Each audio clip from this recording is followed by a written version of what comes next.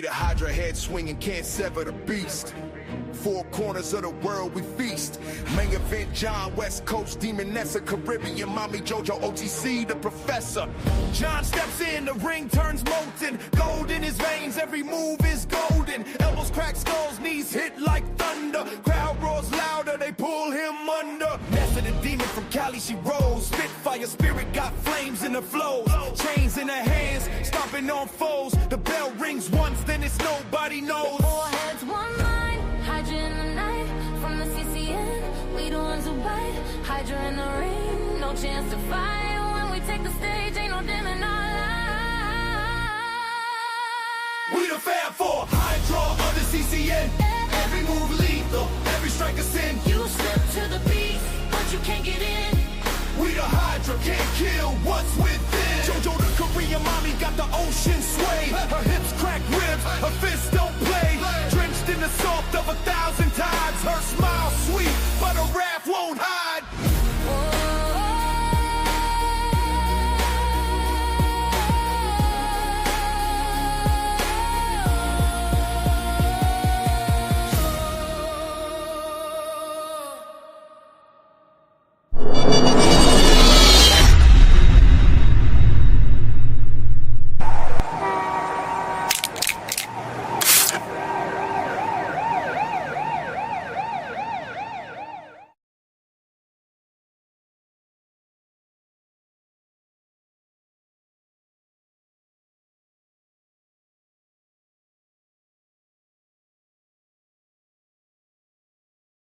Welcome to Sports for You Wrestling. It's our ring, our section.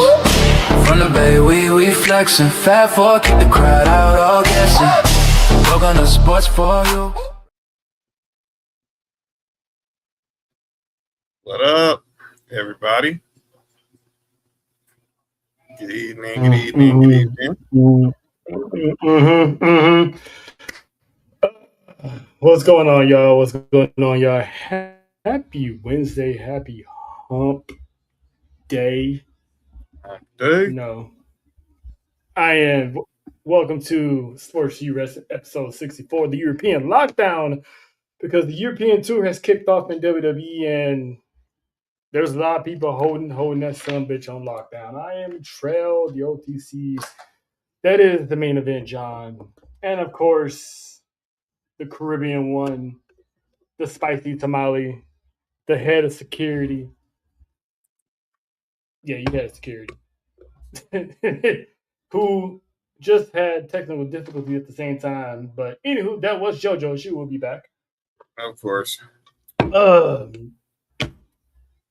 if there's anything we both know, and that is technical difficulties. Yeah, man.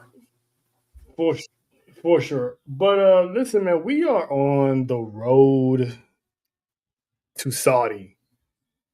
Ready, man? Because this is gonna be a busy month for the brand. That's this.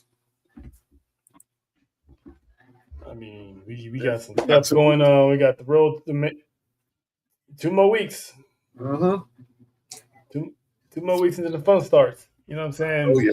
What do you guys mean? Well, we'll let y'all know in 1 week's time what we got going on. But listen, the road to the Saudi kickstarted on Friday as the WWE kicked off their European tour. Looks like it's going to be a yearly thing, because didn't they kick off a European tour last year for Rumble season? Or they was out of the country? Oh, yeah, they were on the European tour last year, wasn't they? Around this time? Obviously, they was on it for Mania.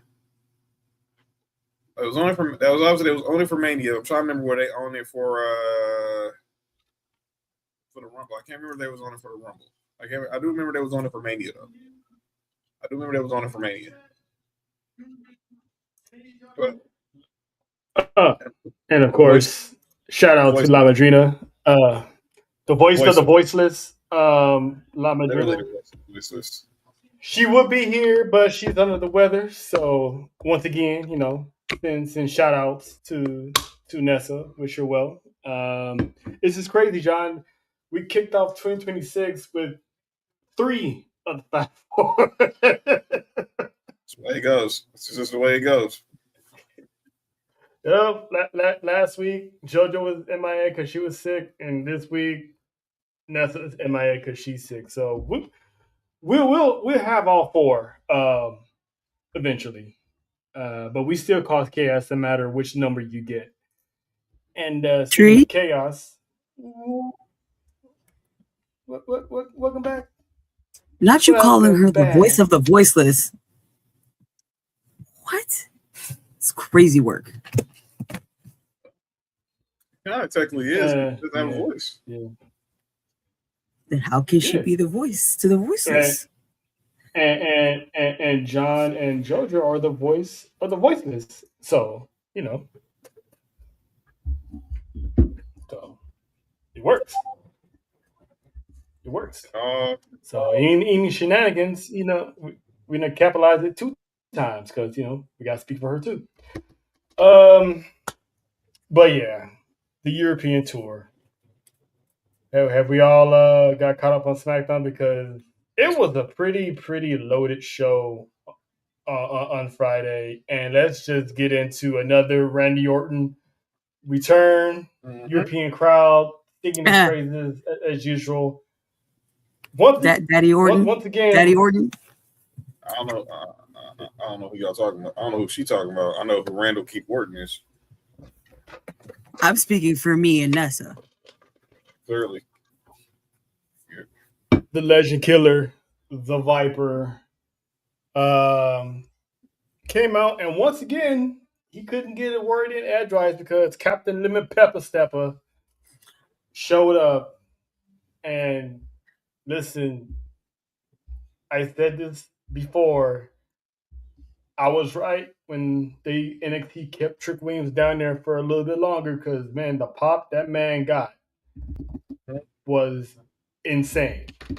But he's bold a little bit too because, I mean, come on, you interrupted Randy Orton, so you know usually what happens when you interrupt Randy Orton. I mean, slapped the mic out of his hand, pause. But he avoided an RKO because the Miz took his place. Again. So that's 3 RKOs in a 2 weeks time period. So are we looking at, is this gonna be like one of those fuse genres, just something because of the little mini tournament they got going on later? Well, I think it has to do with the tournament. I know we're gonna talk a lot about that. But Miz just found himself in the wrong place at the wrong time again. And this time he wasn't laughing. Yeah. No, he wasn't. But shout out to Trick Williams. Got his first win as officially part of the SmackDown roster against the taller Ray, as in Ray Phoenix. Yeah, I said it. Because I can't make child jokes on Wednesdays. What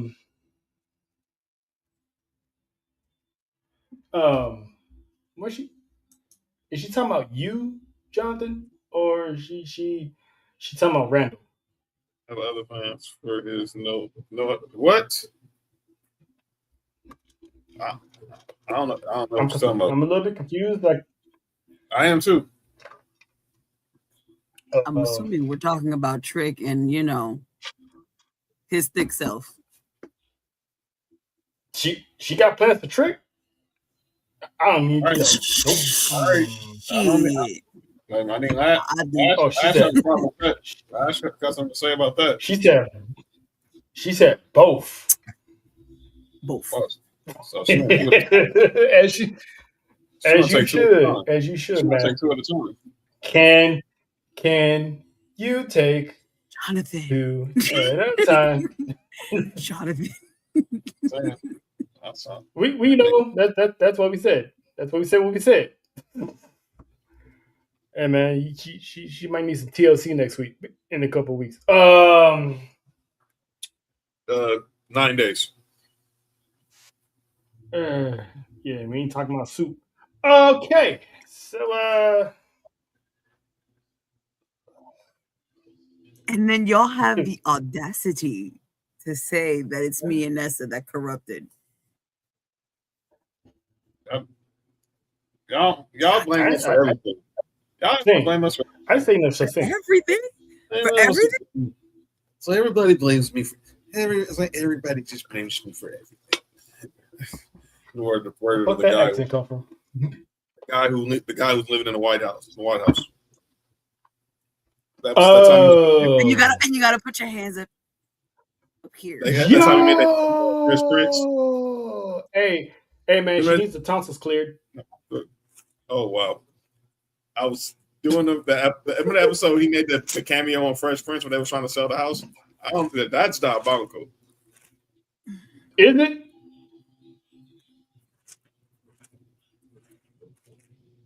Nobody?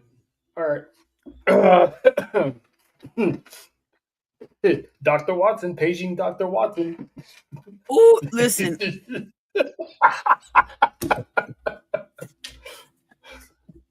What up, Mike D? Yeah, she's already feeling better. Look at her. Big JoJo, that's his name.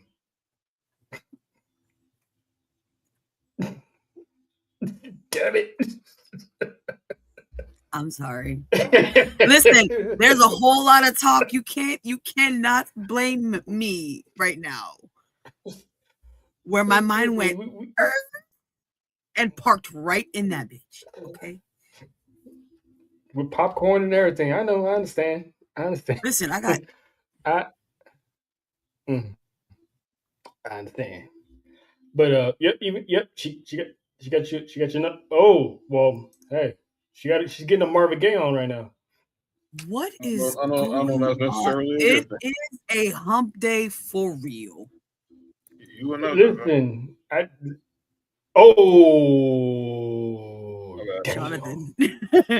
Jonathan, we ain't gonna start that right now. Let's keep going. Tribal Chief, what's good with you, bro? Good luck on Sunday. Yo, put the ones up for the Tribal Midwest Devin? Tribal Chief. Shout out to Devin. You know what I'm saying? Good luck on Sunday, bro. Yeah, good luck to them Bears, man. Because listen, those are the comeback Bears. They were the second half Kings. Yeah. All right, Nessa. All right. For jump day. Oh, someone's bouncy. Or is the bouncy bun brigade? Yeah, shout out to Mimi. I had a joke for that when she said that, but I decided to leave myself out of it because I was at work. I didn't. So bouncy buns, huh? Bouncy buns, huh? Bouncy buns, huh? That sounded wild. Jonathan. I don't know who she rotating on. Don't tell me with a good time. I don't even know who she's telling that to. That's the problem. Me. Oh. Well, it is hump day. But anywho, so is anyone else getting the idea that there's a problem on the horizon with the Twisted Royalty tag team? Because Charlotte Flair didn't make the European trip. Talk about that she's sick, right? Last Legend and Nia Jax tried to, stir the pot a little bit, cause some necessary chaos. Here you go, sweetheart. Now go make it to the European tour. Thank you. Yep. Again, props brought to you in part by JoJo Poppins. If you need it, she got it. She took a pay. She has some PTO. She has some PTO. Mm-hmm. And they were saying that anytime it was about Alexa, I like that one. I like that. Kudos, JoJo. Kudos. I like that one. Pissed them off. Because speaking of getting pissed off, somebody almost caught a case today, but I was on the phone trying to get this case to start. Yo, but what the heck? apparently, yes. We're not talking about that, man. And especially, if said person is watching, I do forgive you, but I still felt, if you know, you know. We wasn't talking about you. Oh, cool. I thought we were talking about that situation earlier. I thought we were talking about that situation happened at work this morning. Yeah, we don't need the world to know the Joanna Man story.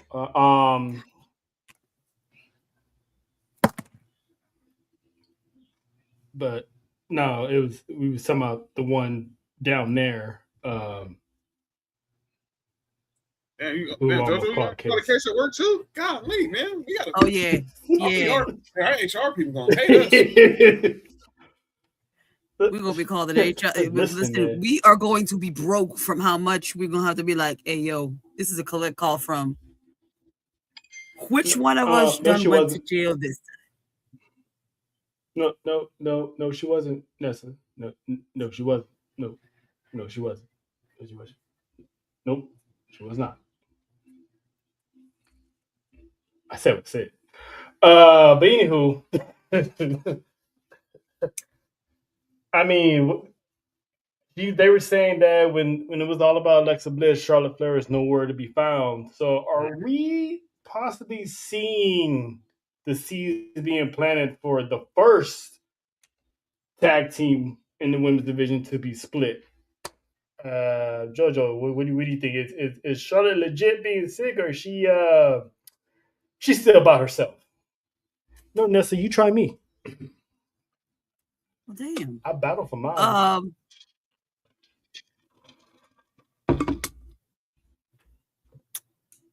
All right. Continue. I feel like there is going to be maybe a little bit of a, because the seeds are planted, but also that could also be a mind game that, you know, these ladies are playing to get them to, so they can get in there and win their stuff. Mm-hmm. I mean, yeah, because usually Alexa Bliss is the one that's great in playing mind games, but it looked like she was in a little bit of a naive mode and not believing what they're talking about. So she kind of counteracted by telling Lash to watch out for Nia, because Nia has a thing or two of stabbing someone in the back. And I'm looking at Alexa, I'm like, that's kind of hypocritical, because if you remember correctly, wasn't it Alexa that turned on Nia Jax? Mm-hmm. You know, with the body shaming and all that stuff back in the day. So yeah, there's a lot of hypocrisy going on in here. But what do you think about the whole situation, John?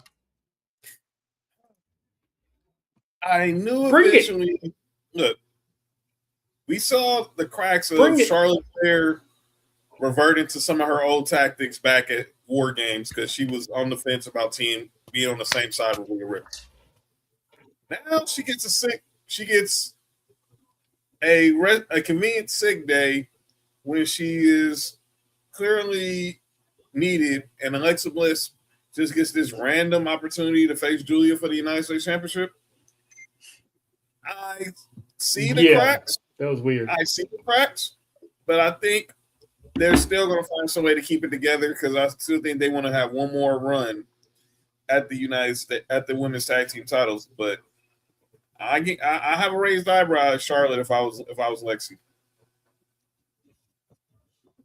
Yep. Yeah, because when you think this, because it looks like all these tag teams that we know for sure are going to break up, I have a feeling it's going to be closer to Mania season when it happens. It might be sooner, especially with Alexa and Charlotte, because, you know, Charlotte does have that history of not playing well with others when there's gold on the line.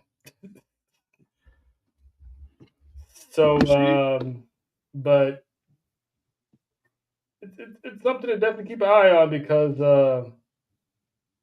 hold up, wait a minute. Hold on. You know where I work, I know where you live. So, which one's gonna strike first? Because you only know where he works. We work on totally different floors. And there's a code to my office. I ain't never stopped nobody before. Hey. Shh. Who you telling to shh? Relax. You ain't telling me to shh. You got the wrong one, sir. Shh. So now we definitely going Austin Powers. Like. So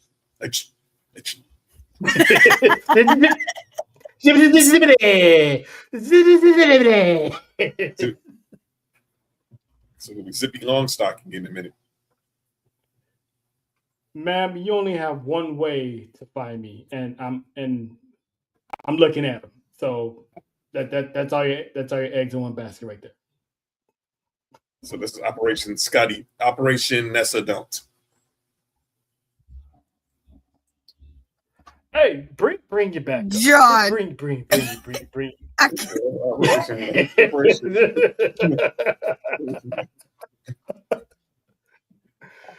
Oh man. You're damn right. I know a person. You're damn right. And I know you bring your back up, and I know a person that can handle that. But anyway, moving on to the next. Nothing. Anyway. Nah, bring that back. Bring that back for 2 seconds. Handle who? Oh boy. Handle who? I am pretty sure the person you think that's gonna handle this lets me do practically anything. Okay, thank you. Lets me get away with murder. Whites. Oh, I'm thinking of shoes tonight. Thank you. All right. Okay. You're welcome. Because when it comes to shenanigans, I am allowed. Who said anything about you not being allowed to do shenanigans? Ain't nobody gonna handle this. Okay. Thank you. Here we go. And meanwhile, I'm getting bombarded in my text messages, but by the voiceless one. But anyway, but she's still being heard. Here we go. She is, and we love her for it.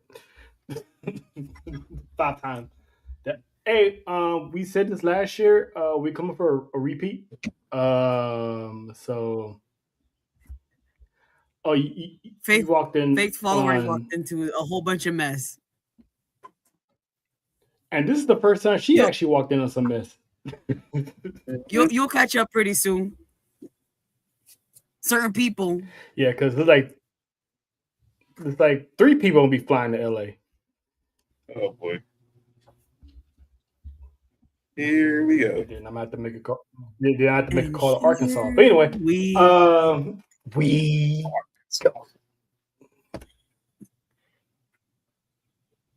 She's like crashing out even without a voice. Yeah, that's it. But anyway, now you want now you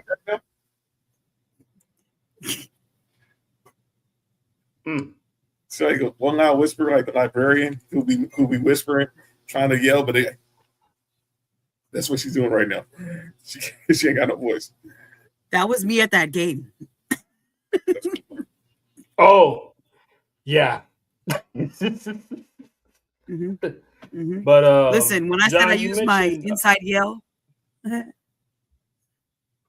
people were confused by that, but I'm sitting there like, it's a thing. I know what it was. Trust me, it's a thing. It's a thing. It's definitely a thing. I heard it firsthand. It's a thing, and it was pulled off. Chef's kiss, perfectly done. Like I've never seen anyone pull off an inside yell. You heard it, but you didn't hear it. It's the equivalent of an inside voice. Use your inside voice. It's my inside yell. I managed not to wake up the kids. They didn't even flinch. And she was doing an A-Town stump up in there too, doing a little shuffle. Yeah. You know, she was the little church dancey dance that you see. Mm-hmm. Yep, you're damn right. Took off the hat and everything, threw that bitch down. I know which dance you're talking about. Uh-huh, I think I've seen that meme on IG. If I had a tambourine in hand, it would have been over. Oh, thank God you didn't. It would have been over. Oh damn! A late night bounty. That's crazy.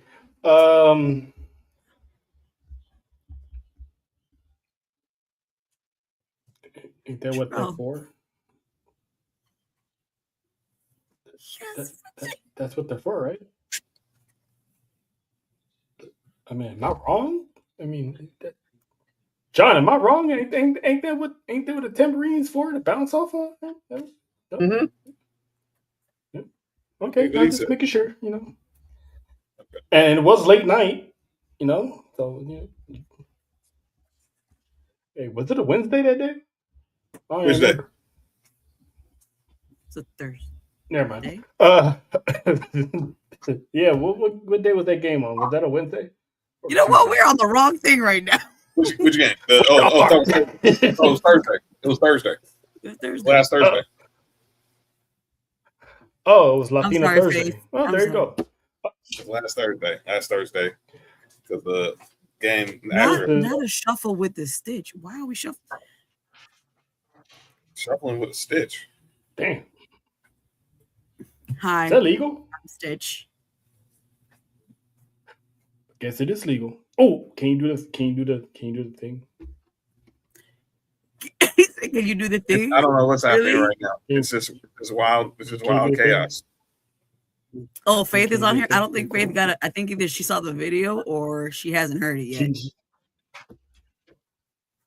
I don't think want me to do the thing.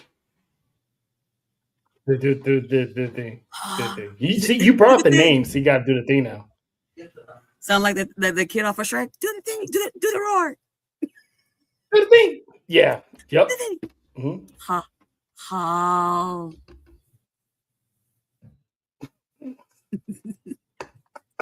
There. Listen. Here. Listen. Like the fact that I got two Tejanas that have their own separate voices, so if I ask them nicely to do it, they do it. JoJo has Stitch, and Nessa has Batman. And it never fails. You know what's crazy? You know what's crazy about that? You would think it would be the other way around. You would. Because she's cute and I'm the dark one, and all of a sudden, no, I'm the But I did it again. But if you actually, that was a freebie. I appreciate you. You welcome, everybody. You welcome. I got JoJo to do the Stitch not once but twice. But yeah, when she's sick, yeah. I mean, JoJo is a busy woman in 2026, so her pay rate, yesterday's price will not be today's price. You're I'm gonna need I'm gonna need my manager to hear that. I have like 2 now. So in the words of Faith, you gotta run her mignon. Mignon. You know what I'm saying? But and yes, the talents among the Chaos Collective is definitely unmatched. Keep getting them checks. And all 3 of them got talents. Mm-hmm. Run me my money. Or run stacking them buckets. Yep. Damn, not a GTA. What, Grand Theft Auto? But anywho, John. Well, robbing folks like GTA. So. Mm-hmm. And she's about that. I know for a fact she's about that. About that life. She is. Trust me. I listen. There's some stuff I'm not supposed to know, and I wind up knowing. So I feel lucky as hell to know. So no one else is gonna know unless she tells them herself. She the Caribbean Tasha Mack. She the Caribbean Tasha Mack. You know what I'm saying? About that life. Ooh. She Caribbean Tasha Mack. You know what? I take that as a compliment. Ooh. Max, Tasha Mack. I feel bad for my son. He don't end up. He doesn't end up like Malik. He don't end up like Malik. Everything's okay. You know what I'm saying? He doesn't end up like Malik. Everything's okay because that's 40. Because Malik made 40 mil. You know what I'm saying? Malik made 40. Oh God, I got us going down the game wormhole. I apologize, people. I apologize. It's a good show. It's a good show. It's one of my favorites. It's one of my favorites. Listen. Oh, I like this right here. Hold on. Wait a minute. We have a symbol now. Huh? Wait a minute. Hold on. Wait a minute. We ride together. We smack. Wow. Will Smith and Martin Lawrence ain't got nothing on that line. At all. At all. Yeah. But dude, we guys with our hands, some chanclas, some bamboo sticks, you know. Not the chanclas. Mm-hmm. You see that show Will Smith going with Discovery? He's going like to different continents from like he's like traveling from continent to continent. I think it's on National Geographic channel for National Geographic or something. But yeah, Will Smith and Martin ain't got none on that line. And remember, just remember the chorus, JoJo. That's all I gotta say. Just remember the chorus. They'll be like Martin. Thanks. That's no snack. I'll see. The fact that you know the blooper word for word is insane. That's how Bad Boys 2 started. I was like, you watch way too much television, sir. Dog, Bad Boys, man. Look, from Bad Boys 1 to Bad Boys 2, we waited 7 years from Bad Boys 1. We know who to call. We know who to call. Yeah, we all know who to call. But listen, you got to make sure no one else has that logo. True. I'm just saying. Sarcasm. And if no one else does, copyright that immediately. Because we hurt people. Immediately. Wait, what? Because they hurt people. They be hurting hoes. They hurt people. They hurt hoes. We hurt people. See, so you don't need if they have it, you don't need that logo no more. Why? Because I said so. What? And we got lawyers. Yes, in the squad. One in Florida. We do. One in Florida, and another one in up yonder. So we cool. we Gucci. Anywho, 32 minutes in, we only talked about 2 minutes of wrestling. This is fun. All right, man. Oh, whoa, hey, that's it. Keep the C word. Keep the C word up. Keep the C word out of there. I'm glad I looked because I was trying to guess what C word you was talking about. No, it ain't that C word, but that's just as dangerous. Yeah, man, don't be out here incriminating yourself now. So you got some stuff you got to keep to yourself. We still got to get to we out here trying to get money, not lose it. That's right. Yeah, we out here trying to get money and not lose it. Anyways. Remember, YouTube's watching, so we're trying to get money, not lose money. You said YouTube's watching. They are. You know, YouTube's watching. Everybody's watching. Listen, we ain't got no parental discretion as advised symbols no more for a reason. Everybody's watching. We got the parentals. Everybody's watching. Yep, everybody is watching. Because this girl's still going. She's that familiar. What else would they be doing on a Wednesday? But and in the words of Don Toretto, family. It's all about the family. It's all about the family. Grabs Corona out the fridge. Okay. R.I.P. Paul Walker. Ride or die. Seriously, that man lived and died racing cars. But yeah, John, you was talking about earlier about Julia. Two-time women's United States champion. She dispatched of Alexa Bliss with the help of 1, Kiana James, and 2, the Bougie Force, which is the name I call Nia Jax and Lash Legend, the Bougie Force. Pretty good. How long do you think it's going to take for Kiana James to turn on Julia? Because I thought the moment they linked up together, I could smell it. She's setting Julia up. How long before you think she cashes in and gets the United States Championship? It could be any moment. I think it happens after the Rumble, probably. Maybe they throw another. They need another match to add for Elimination Chamber, so maybe sometime there. But I keep an eye on how their interactions are going to be when they get to Saudi. Keep your eyes. I would just SmackDown the night before. Obviously, me and you will be watching the early part because we got stuff to do that night. But because we do. But I'll keep an eye on that and then how they align themselves in the Royal Rumble. But I think it could be any minute that Kiana James. If you know her history from NXT, she's all about her business. Ask Fallon Henley. Ask Fallon. Ask Roxanne Perez. Ask Izzy Dane. Yep. Anybody who's partnered with her. She's about her business. Wait, she turned on Izzy Dane? Well, Izzy Dane was her. Well, she left Izzy Dane before she turned on her because that's when she got drafted. But she brought in Izzy Dane as her muscle. But but everybody knows Kiana James. She's like Faye says, she packing some bricks in them $1,000 bags. So any minute, and like I said earlier today on Mimi's morning show, I think once that happens, I think people really gonna see why they need to appreciate the skills Julia has. Yeah, because she's a slow burner. I'll give her that. And what I was saying the other day, John, that's the same thing that happened with Io. It took Io years to finally get the recognition by fans. It took her years from NXT. She's a former NXT champion.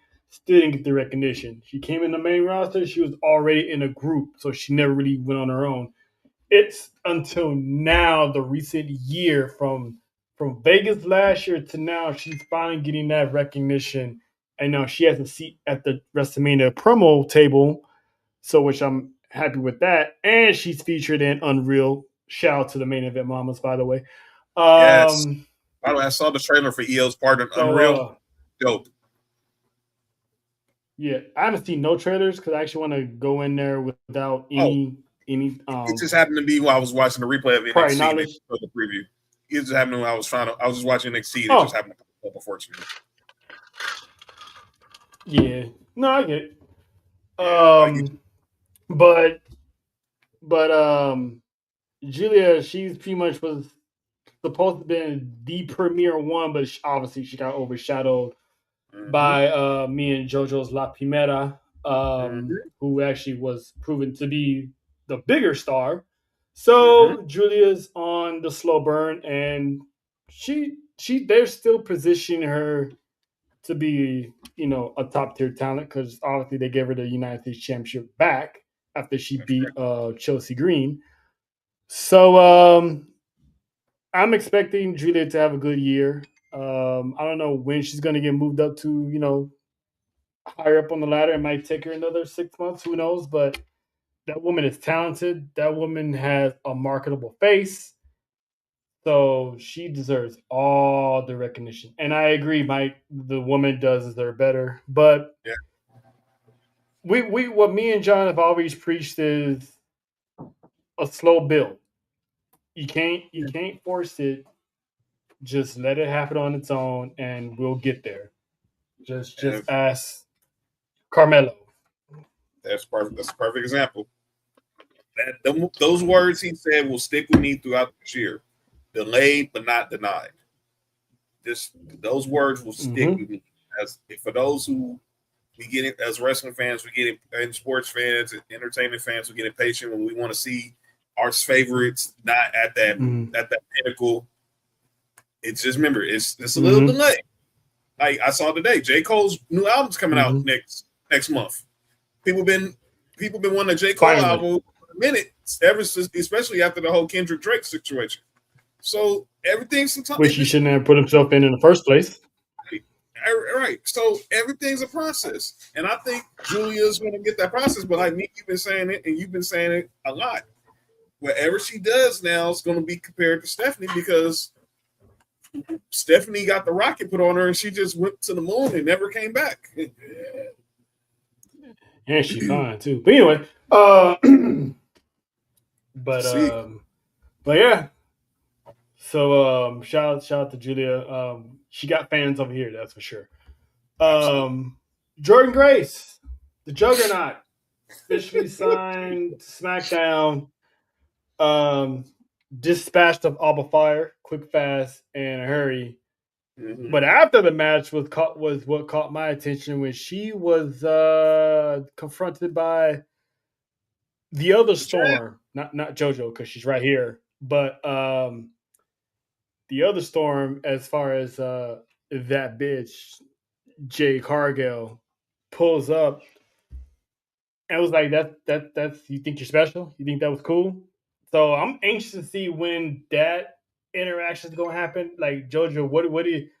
I know you saw it, and I know you love the dramas, but what did you think of pretty much Jay Cargill putting basically Jordan Grace on notice, disrespectfully?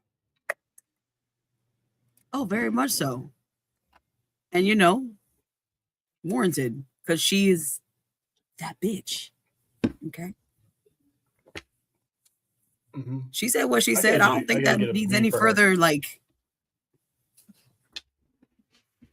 she go in other words, like we like to say, she gonna put belt to ass. I can't wait to see it because and John, I know you was talking about it earlier. We was talking about it earlier on the Mimi Morning Show. It did the feud kind of escalated from the arena to the keyboards, didn't it? Sure did. To the keyboards. To the keyboards, because they turned to some Twitter fingers. And listen, major props to Jordan Grace. She took a joke at her expense, flipped it, and made fun of herself. That's dope. That's dope. I can't remember exactly what she said about her butt, but I think it's like a concave. Yeah. Glute concave. or something. Like agreed. I can't. Agreed. Once she said that, I couldn't unsee it. It was like she knew she's been made fun of all her life because of her butt, so she tried to put some muscle on it and it still didn't help. So, shout to her. In the words of our girls, Mimi and Megan and Jade, little booties matter too. Ooh. Those were words of Mimi and Megan. Little booties on the next Mimi morning. JoJo got that face like, "Aw, that's cute."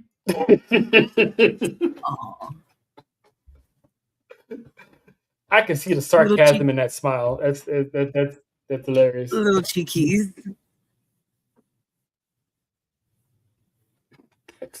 That is mad hate, but I'll allow it because it's funny.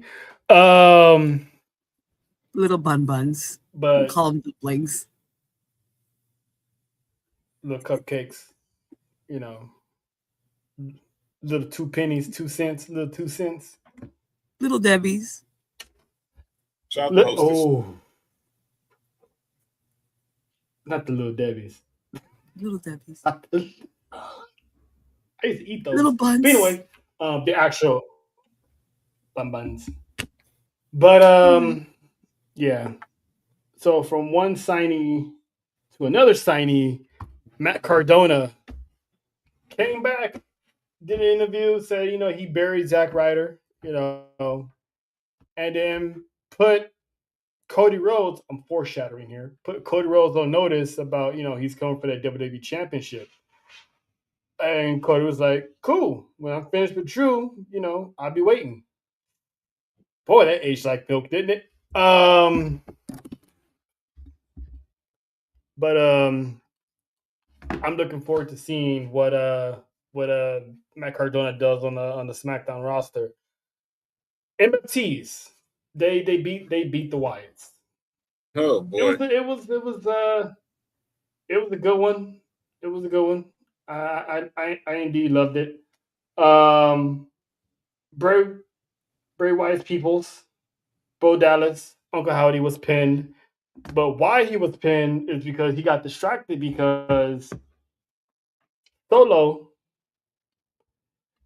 JoJo's favorite Uce, outside of Jay, baby Uce, Solo was holding up that lantern, which pretty much is the symbol of the Fireflies and pretty much the legacy of Bray Wyatt.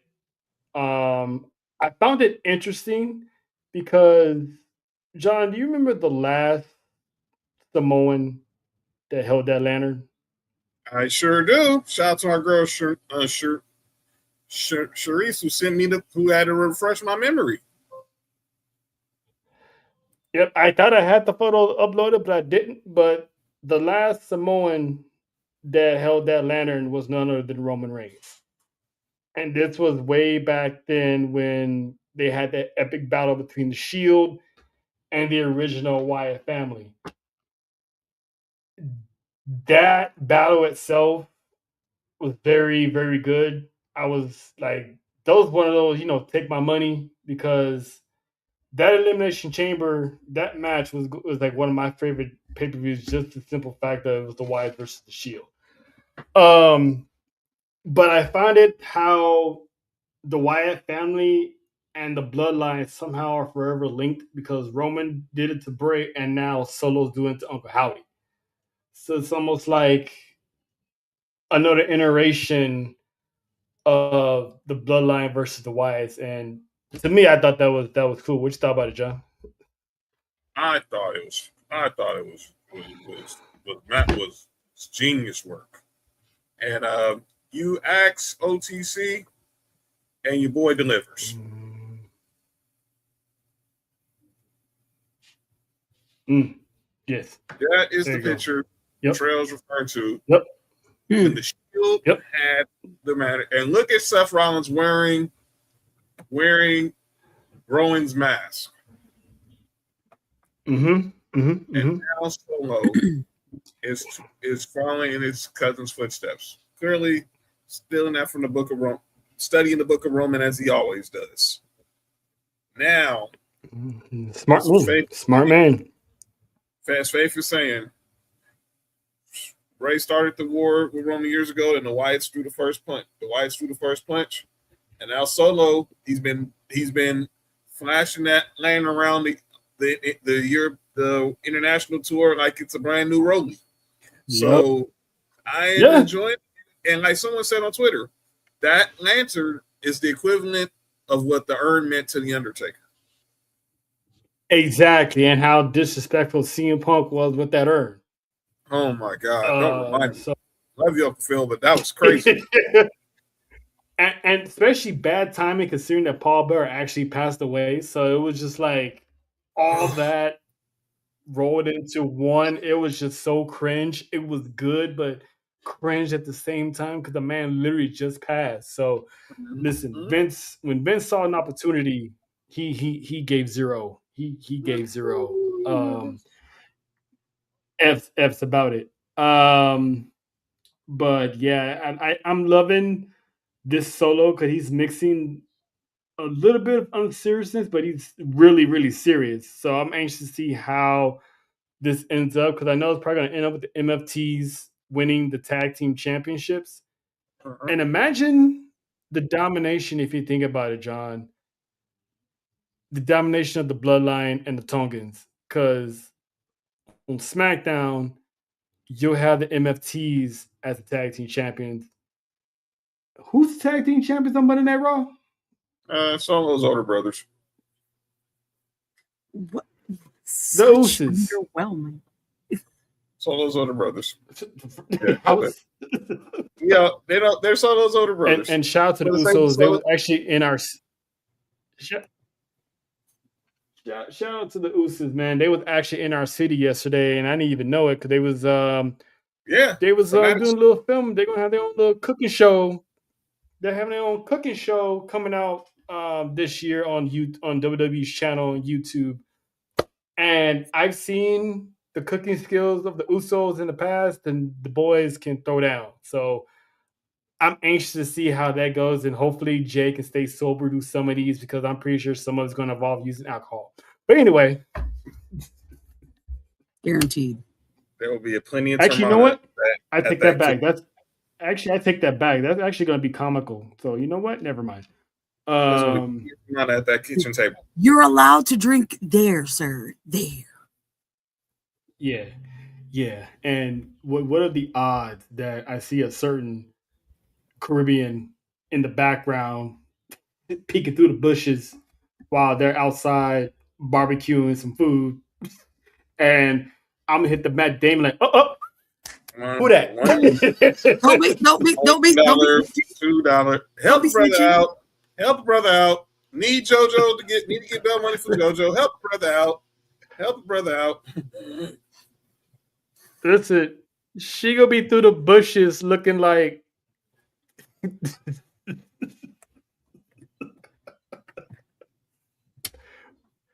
be like, Jay, I'm gonna need you to lose that white beater, sir. It's hot out here. I need you to lose the light beater, and then she'll turn into and that's where we're gonna need the money. So we're gonna open up. We might as well just open up 4 different JoJo funds because she's gonna have a very, very busy 2026. Mm-hmm. The United JoJo Bell Money Fund. It's the Caribbean GoFundMe. So it's gonna be great. It's gonna be great. But now to what I really been wanting to talk about, and this has been a story topic all week, John, because the apparent war, quote unquote, is over. Who can I call this shit? Listen, hold on. Wait a minute. Hold on, Faith.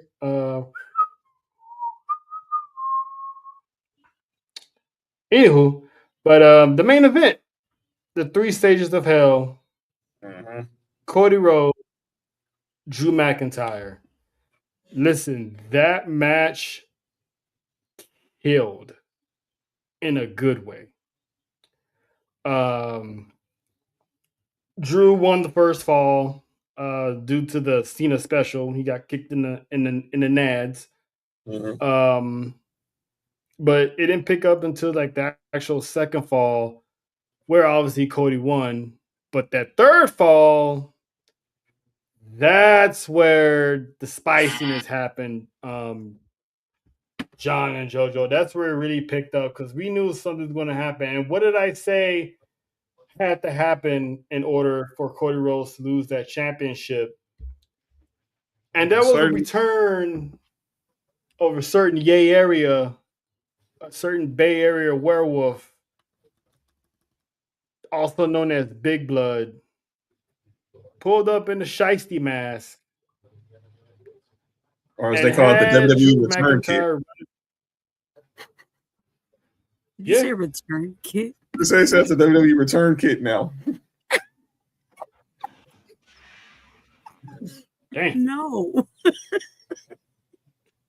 Wow. That gives me an idea. Nope. Uh-oh. Nope. Uh-oh. Not a Caribbean return kit.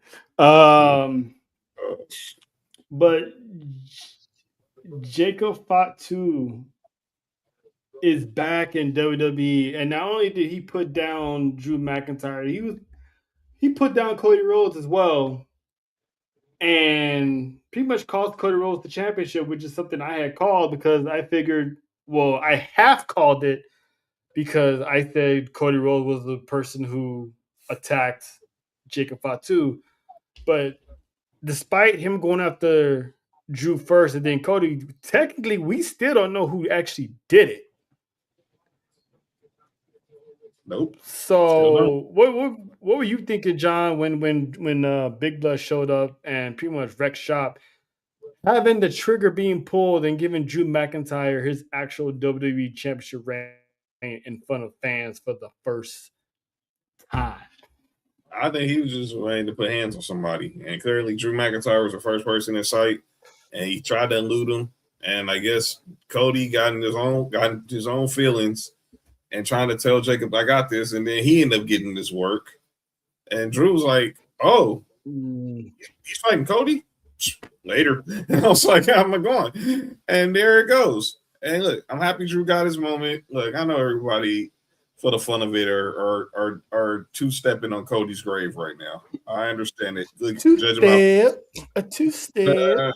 On Faith's comment, my sister Mimi from Black Wrestling, with how she was popping bottles in the Black Wrestling spaces yesterday.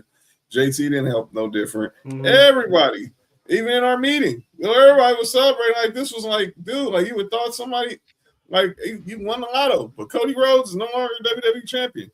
But on a serious note, I want to see where this goes. But I'm happy for Drew, and it was real convenient. He got the title over in Berlin, and the next day they just happen to be scheduled to do a live show in his home country of Scotland. So he got to fulfill his promise that he from 6 years ago, and now we'll see where this direction goes from here, because it can go many ways. Now, before we get JoJo's action to Jacob Fatu, we actually have a guest, because Jean did mention the people who were singing the demise of Cody Rhodes' praises, and this person showed up to stand 10 toes down on her celebration, and coming fresh off the island of ATD. We love those girls. We have Mother Oos, Big Oos, and that is one Wrestle Faith. What's up, Faith? Ain't no more Cody Rhodes. Ain't no more Cody Rhodes. Really? That's what we doing? That's really what we doing? She said, "Ain't no Cody Rhodes." Long live Stardust. Okay, we're not going that the far. Disrespect. We're not going that far. You can piss on the man's grave. You can call him. You can bring up all the dashing stuff. We're not going to start. We're not bringing up Stardust. Hi, Mimi. You mean undashing Cody Rhodes? That whatever he's supposed to be. Before Faith unleashes her tribal. Before Faith unleashes her tribal chaos, JoJo, your thoughts on Jacob Fatu coming back with what Manny likes to call the Roman Reign 3000s, aka new veneers? One word for me. Finally.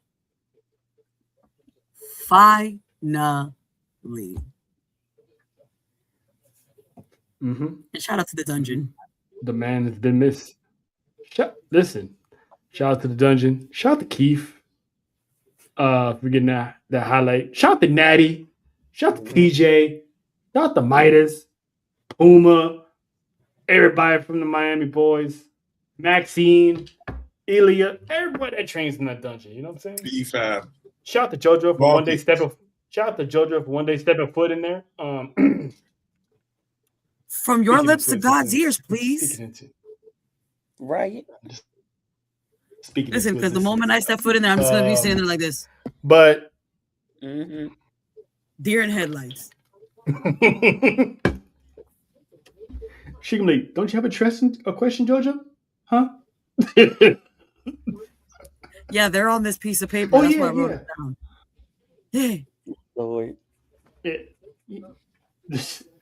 But Faith, outside of not Kodisha and Mimi, the obvious. Shout out to Mimi. Mimi's morning show. That show was awesome. Hashtag LBM. I love the vibe. I love the vibe that Mimi has on there, and she's just one woman doing it all by herself, and it's almost like she's having different conversations about trying to fix this, do that, getting distracted by this, and it's like this is comedic gold. So shout out to Mimi, she's doing big things. She's gonna be on the show with Devin, the Tribal Chief, tomorrow, so y'all go check out Devin's channel and go show Mimi some love. Tell him the Fat Four and Big Ooh sent you. I gotta catch reruns because Mimi be trying to be having morning shows while my job is going down in flames, and I'm like, I can't hear a dang word. I can't sit here in peace. Damn it! Listen, like she caught on when I was on my lunch break. I was like, you know what? I'm glad it did because it was fun. It was fun. I love the conversation and the way she had that show combined with the spaces, so it was like one big party. So it was dope. Yes, Mimi. I'm celebrating because you deserve your flowers. It was good. Good entertainment. Great entertainment. And somebody didn't listen to the warnings we tried to give her. Here we go. Yeah. I will risk it all for the twerking technique. Okay. I heard about that, Faith. Listen, I try to be, listen, I'm gonna be quiet. You almost got fired the other day. We don't need you to be getting fired for every day of the week, all right? Look, I just gotta learn mute. That's all. I just gotta learn mute. Mimi, I hope you got that lunch. Oh, yeah. We don't need to talk about that. See? We don't need to talk about that. That's a little personal. He said that's a little personal. That's a little personal. I want to know. Or somebody's We'll tell you. I do have some comments about Jacob and that 3 stages of hell match. Oof. Yes, go ahead, Madam Faye. First off, there are quite a few people that owe me an apology for telling me I know what the hell I was talking about 2 months ago that this 3 stages of hell match was gonna happen. I ain't gonna point nobody out, but I'm just saying. Also, when I said that Jacob was gonna come back at a prominent time, But here's the whole thing, Trail. You kind of talked about it earlier that we still don't know for sure who attacked Jacob, and a lot of people when we were watching live on Friday, a lot of people were confused. They were confused because why did he attack both? That's because Jacob don't know. Mm-hmm. This is not meant to be. And Cody didn't mind his business. But I want y'all, please, because this is what I do after every time ADD goes live. I wait a day and I go back and rewatch the episode and I take notes. Right. Go back and watch from the moment that Jacob appears. Mm-hmm. You see Drew's face, and everybody assumed that Drew ran because he's guilty. No, Drew ran because he's tired of people. PTSD. Yes, PTSD, especially that bloodline. He's tired of them interfering in his matches. And he'd rather go over the cage to get the title than to let them, than to try to fight it out with Jacob. Mm-hmm. But if you go back and watch Cody's reaction when he realized Jacob came in the ring, Cody wasn't shocked. He wasn't shocked. Go back and pay attention to Cody's face. Cody's face was calm. Cody was not shocked that he was there. Normally, when someone interferes in Cody's match, he'll walk, what are you doing? Wait, standing there asking all that. He didn't. He looked at Jacob. He stood in the corner for a minute, y'all. He hesitated. He just stood there. Then he walked over, went to turn Jacob around, and Jacob just started whooping that ass. Religiously. And if you look at the end, when the camera went out and Cody was kind of draped over that, I think it was the middle or the bottom rope, he wasn't disappointed. Middle. He wasn't all there. He was like, this mother. Mm-hmm. So this is not a one and done. And no, it's going to involve all three of them because if y'all remember, those three was Cody Rhodes and Drew McIntyre were the last people seen publicly before Jacob Fatu got jumped. Because he was talking to Cody and Drew McIntyre was all the way in the back peeping out the scenery. So somebody did it. And I'll say go ahead. Roman, just like Roman ain't never lied. He might have manipulated, he might have done some things, but he ain't never told a lie. Drew might cry, he might whine, he might fuss, but Drew ain't never told a lie. Not with this new character of his. Remember when Jimmy came to jump Drew? Assumed that Drew was the one that attacked Jacob because why? Oh, Cody couldn't quite possibly do it because that's my dog. Cody's the Uso. We got a lot to talk about Cody later because the plot thickens with Cody Rhodes. But I'm just glad Jacob's back. I can't wait to hear what he has to say because we need answers to these questions. Because to face point, Cody had the same facial reaction that Bianca had when Jade came back at the Elimination Chamber. That's what I was thinking. Exactly. It wasn't a look of panic. Thinking. It was a look of shit. Did it look familiar? Because it sure enough did. Yeah, it's called guilt. Oh, did. Breaking news. Damn, why he yelling? I don't know why. Why are you yelling? I'm saying breaking news. What's happening? Powerhouse Hobbs' deal with AEW is up in the next 50 minutes, and it sounds like he's heading to WWE. Damn. And this is just right after they just signed all four of the Rascals. Well, I was going to mention that later, but thanks, John. Oh, sorry about that. I know we still got news and notes, but this was just breaking. This just coming across the wire now. There was rumored. There was rumors anyway that WWE was interested in Powerhouse Hobbs anyway. So I kind of figured once his contract ended, he was going to walk on over to NXT. I thought the contract was. I know the contract was over in the next 50 minutes. I thought the way they was talking, he was like months from now because nobody knew when it was. It was just. Yeah. It's about to be a lot of folks. Yeah, because I haven't heard there was that. Yeah, and TNA got the Rascals like John said, but let's see how they use them. Because I think Tony Khan just signed them out of pettiness. But anywho, back to Kodisha.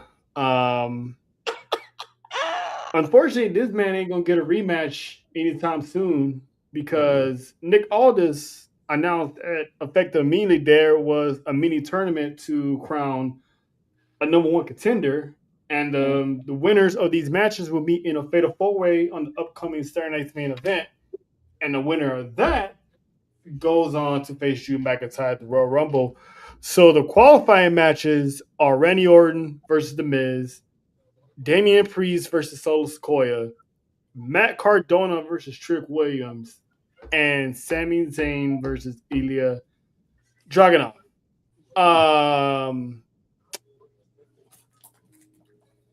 How are they gonna do Sami Zayn? Because like I was saying weeks prior, this underdog story is kind of getting kind of stale. I know they're not gonna make me believe that he's gonna beat Dragunov, right? Yes, they are. What do you think about Sami's chance? Okay, Sami will go to the finals. I said it Friday. I said it Friday too, Faith. Unfortunately, I think it's gonna be Sami. I think Sami should lose, and he gets into the Royal Rumble. You know what? I have a new Royal Rumble. Whoa! What kind of what? I have a new Royal Rumble. Put the sauce down. No, a Royal what? A Royal Rumble. A Royal Rumble pick. I've picked someone new. Oh, okay. Who you got winning the Rumble this time? Braun Breaker. Mm. And I can tell you why. I still got Roman. Oh, well, I still got Roman, but with the news I got today, I'm probably gonna change my pick too. No. Do you buy But that I'll story? save that for later. Okay. No, but I want to talk about it anyway. Okay. It's one of those take it with a grain of salt type of stories, which could be true because let's dive back to Io and Rhea. No one saw that happening. So I know what you're talking so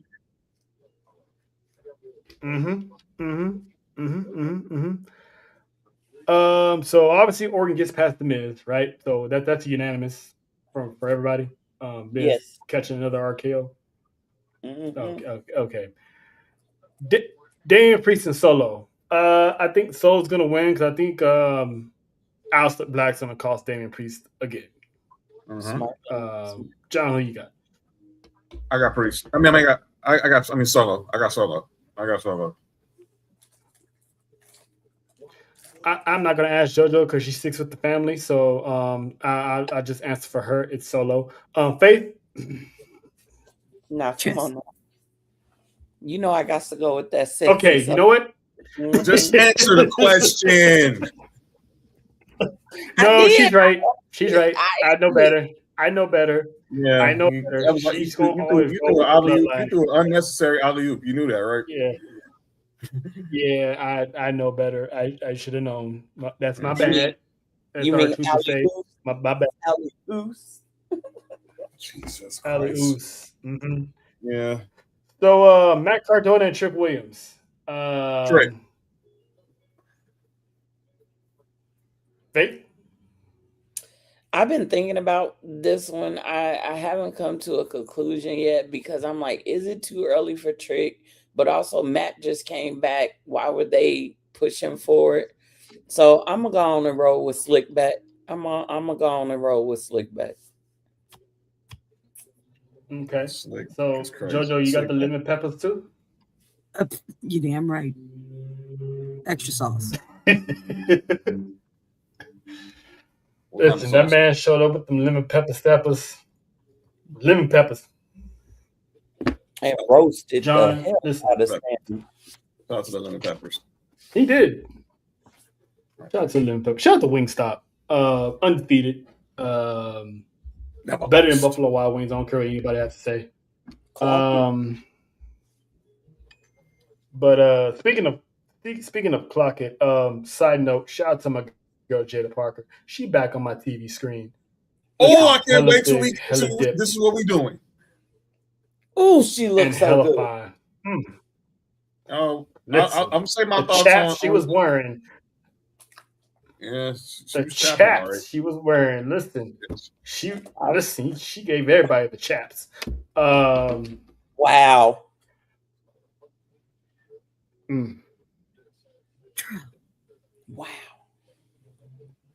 I'm gonna keep my thoughts to myself, but I got more to say about. I have more to say about Miss Parker during this. What we doing? Exactly. The haters gonna have to shut the F up. Uh-oh. Haters gonna shut the F up, dude. Anyway, I'm getting sidetracked thinking about Miss Parker. Sorry, JoJo. This man went to a whole nother thought. I did. I went to a whole other zen right now, and listen. She popped up out of nowhere. There was no announcement. There was no rumbling. There was no reports. It was just. I saw the rumbling. It was out there. It was literally out there probably Monday. That she was on her way back to TV. Oh. They just didn't say when. I mean, I knew she was by watching her live event videos and stuff. So I knew she was on her way back. But yeah, we'll dive into Jada Parker later because I'm anxious to see how this run's going to be. This might be the refresher course that she needed. Monday Night Mommy. Now, Rhea Ripley, Io Scott. Excuse me. My bad. They are the new women's tag team champions. And they pretty much was out there celebrating, gloating, until the itty bitties showed up. Not the itty bitty.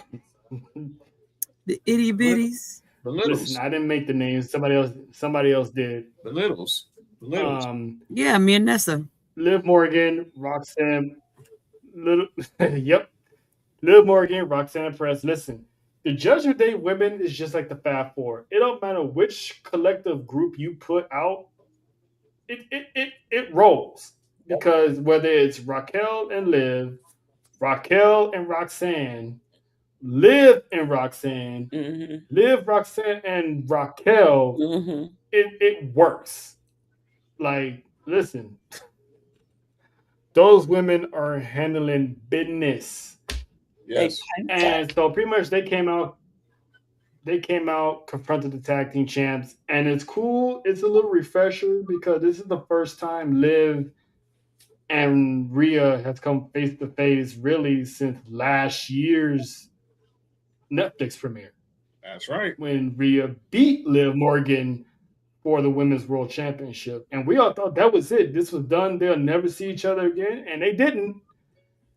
And here we are again. And just like Liv said before on Raw Talk, she's the Joker to her Batman.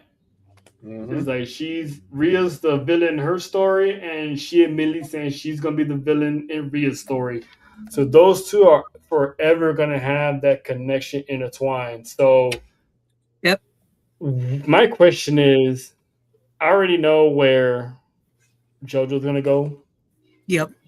But I'm asking anyway to everybody else. When this match happens, does Judgment Day walk away with the tag team titles, or does Rio retain going to WrestleMania? I feel like John, I'll start with you. Nah, the match happens a week from Saturday in Montreal. And I still think Team Rio, they're not going to lose. They're not losing their first match. They're not losing their first match with the titles. But Rhea hates Canada. I know, but I'm still holding out hope of my wish that these women all meet when they get to the land of CM Punk, and that Satan structure known as the Elimination Chamber. I'm still speaking it into existence. Listen, we get all 6 of these teams. The title can still change hands between now and the chamber. They can still have the chamber. I think Rhea and Io walk into chamber at least to chamber as champs. Okay, that sounds good. Faith, they're going to go through your money on. They're going to go through some mountains to get there, though. I'm gonna say they're gonna retain, but I'm gonna say because number one, that match ain't ending clean. Ain't no way. Not with the rich RT roaming around. Not with the bougie bullies roaming around. Not with Bailey and the Bird Lady roaming around. I'm so pissed at that tag team, but whatever. You just say the Bird Lady? I swear to God. You know what tag team I know ain't gonna interfere? I don't see Twisted Royalty. Well, Charlotte Flair might take another that is true. She might take the whole European tour off. Looking like we're not going to see Charlotte Flair. We're not going to see Charlotte Flair today in Canada. I agree. Is he? I agree. Every time I look up, the man's acting the fool somewhere. The last picture I saw him, she posted a Christmas picture. Rick is getting up there. He's getting up there. But the reason the man still goes to the gym. He do, and he still won one more match. I'm like, Rick, no. How about what? You almost died in your last one. Don't do that. Your ass better not pop up at the Rick Flair wants one more match? Yeah, he do. Better be with the doctor. How about no? Trill! He better be with the doctor. He better be with the doctor. Listen, man, I'm just saying. If y'all the know man this, needs to. Sorry, Trill, go ahead. Oh no, that was it. That's all I said. All I was gonna say, if y'all noticed, they already planted the seeds of demise for Twisted Royalty on Friday. That's what we were talking about earlier. That Lash Legend and Nia is stirring a little bit. You know what I'm saying? When it's not about Charlotte, she MIAs. So I can't wait to see how that goes when she shows up again. Because I'm gonna stand 10 toes down on believing that she's gonna skip the entire European tour, leave Alexa alone for these next couple weeks, and don't show back up until they're in Canada or the Rumble for heading to stand. I think she'd be back before then. She's not. Yeah, she. I think we don't see her in London. We don't see her in London Friday. We'll see her definitely when they get to Montreal. Yep, and she gonna be like, "Where you been? You feeling better?" Like, "Oh yeah, I'm feeling much better." Although they bringing up the Rumble makes it be pretty awkward. That would be pretty Charlotte Flair for her to just show up at the Rumble. I'm gonna just say that, Alexa, you know what to do. You need to stop playing with your hidden alter ego and let that heifer come on out and turn Charlotte into your new little doll. I'm trying to see something, please. Thank you. Yeah, we need Alexa's Playground back. We need the the demented version of Alexa. She's I love to see the woman smile, but we gotta turn that frown upside down. Well, turn the happiness upside down. Speaking of turning stuff upside down, and Liv Morgan pretty much reassumed her role as leader of Judgment Day because she walked in on Finn Balor playing a video game, which is the Judgment Day way. They are always playing 2K, and I like how Judgment Day be playing 2K because every time they play 2K, they're playing a match that usually 9 times out of 10 plays out in real life. So if you notice, when Finn was playing 2K, it was him versus Cody Rhodes. Cody Rhodes. Which, given what happened on SmackDown, I'm not sure if that match can still happen, but I'm trying to figure out how they're going to get there. And since there's no championship involved as of right now, but Liv was like, what are you doing?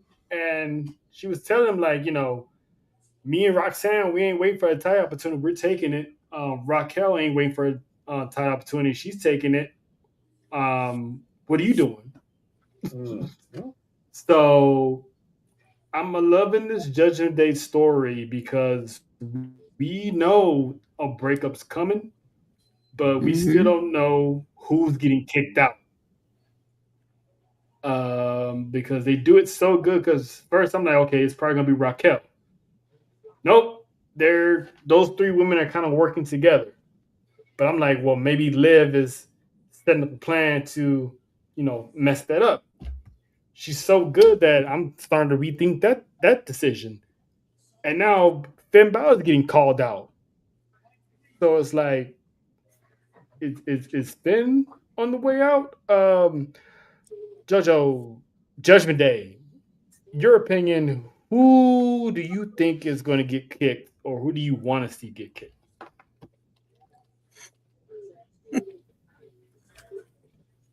I was gonna be a little mean.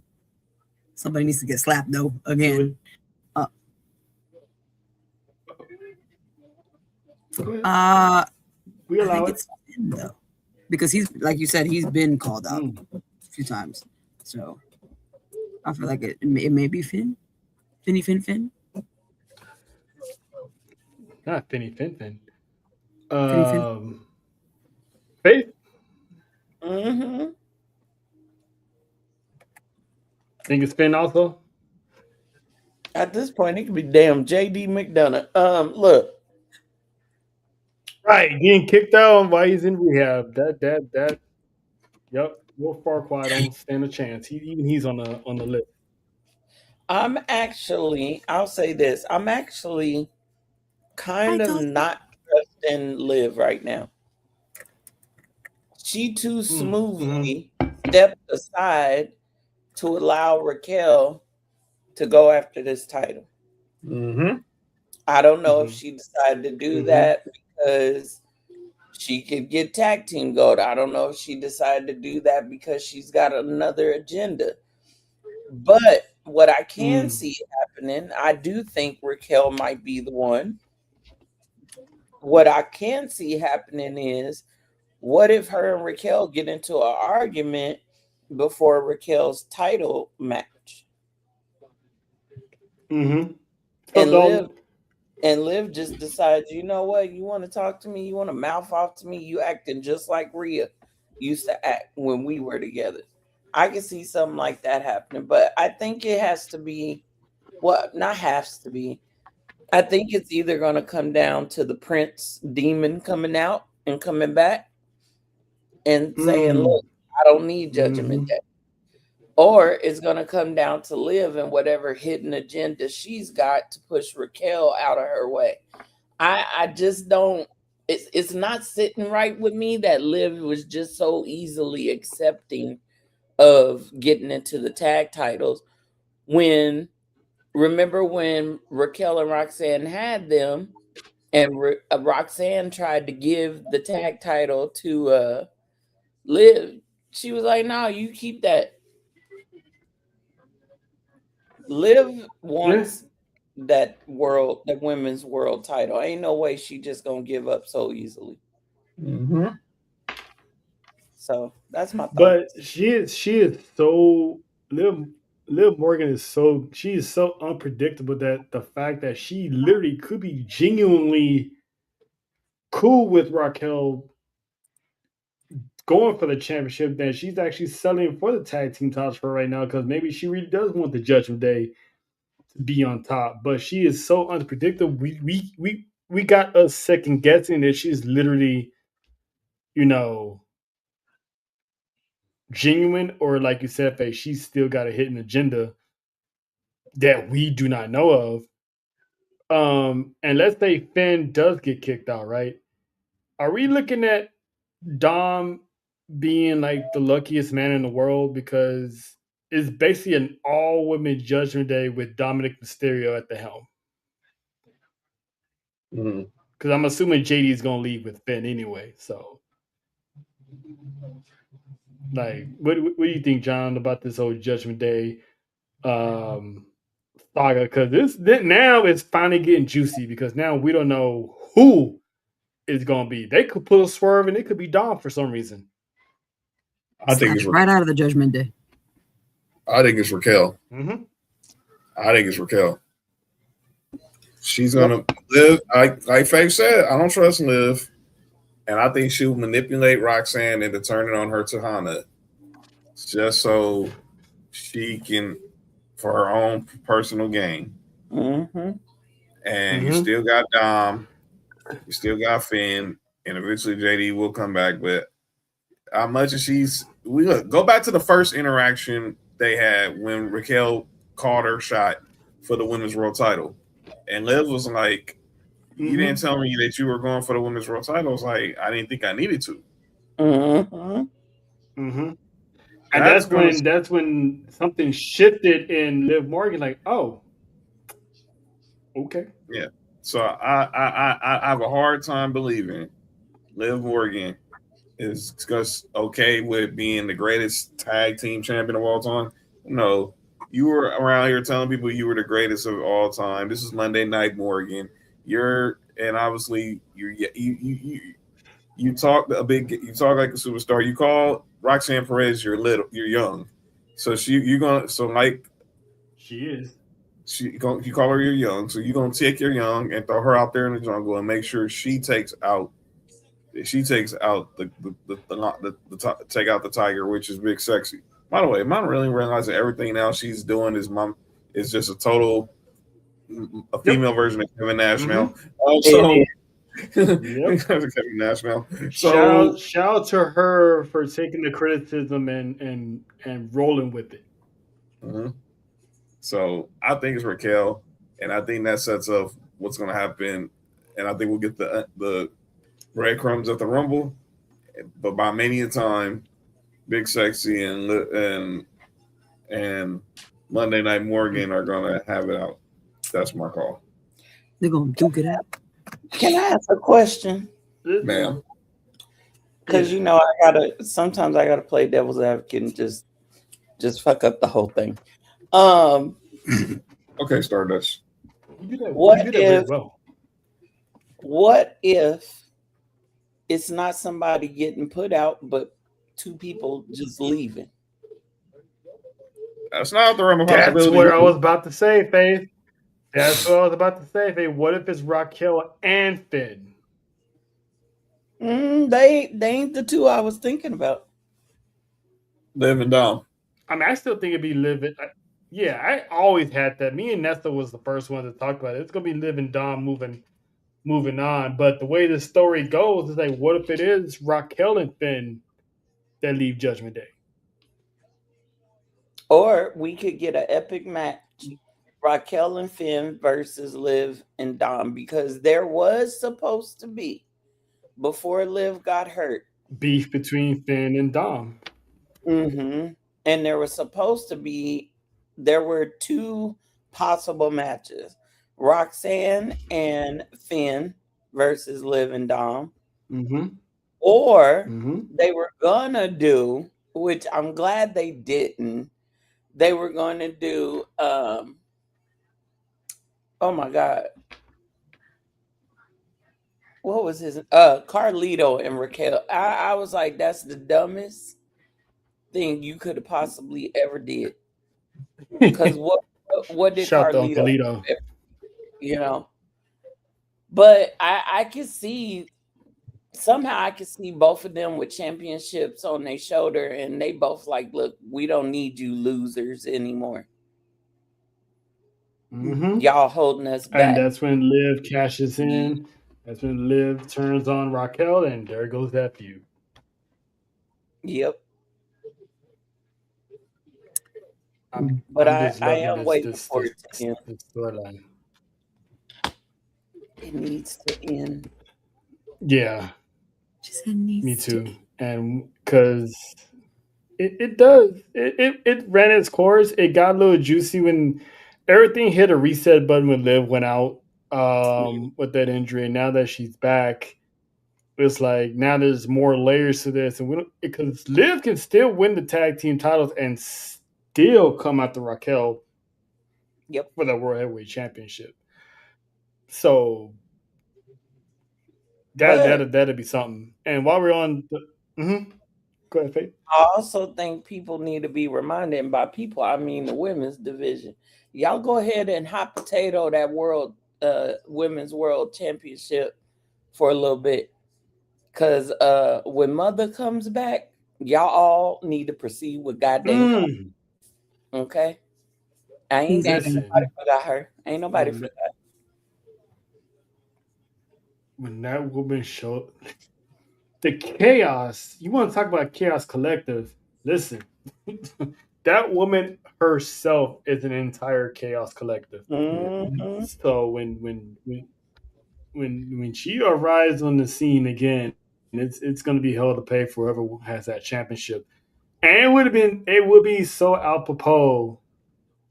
If you think about it, Faith, John, JoJo, it would be so ironic that when Naomi comes back, Liv Morgan's holding the world championship. It'd be crazy. Look, the irony. It all comes full circle. Don't tease me with a good time, okay? Listen, that's what I'm saying. It's like she survived the Naomi beatdown a year ago. Imagine she hasn't survived the second time around. So, but yeah. And she'd be the one putting everybody on notice. Baby out. Mm-hmm. She's close to being due. So, and I'm gonna say this too. Y'all think Naomi was something else with this proceed with caution? When you become a mother and you have a purpose for your fight, proceed with everything, y'all. Proceed with everything. I can't wait till she come back. She will be like, whoever has that championship took money off my tape, off my bank account, and took Enfamil off my baby's bottle. Speak on it. Plus, I do know. Shout out to Big Jim. I do know a storyline that she's gonna be a part of. Was supposed to be a part of when she get back, and if it's as epic as the predecessors. I think I used that right. I don't know. If it's as epic as the ones before her, even though they are a different gender, oh, it's about to be good.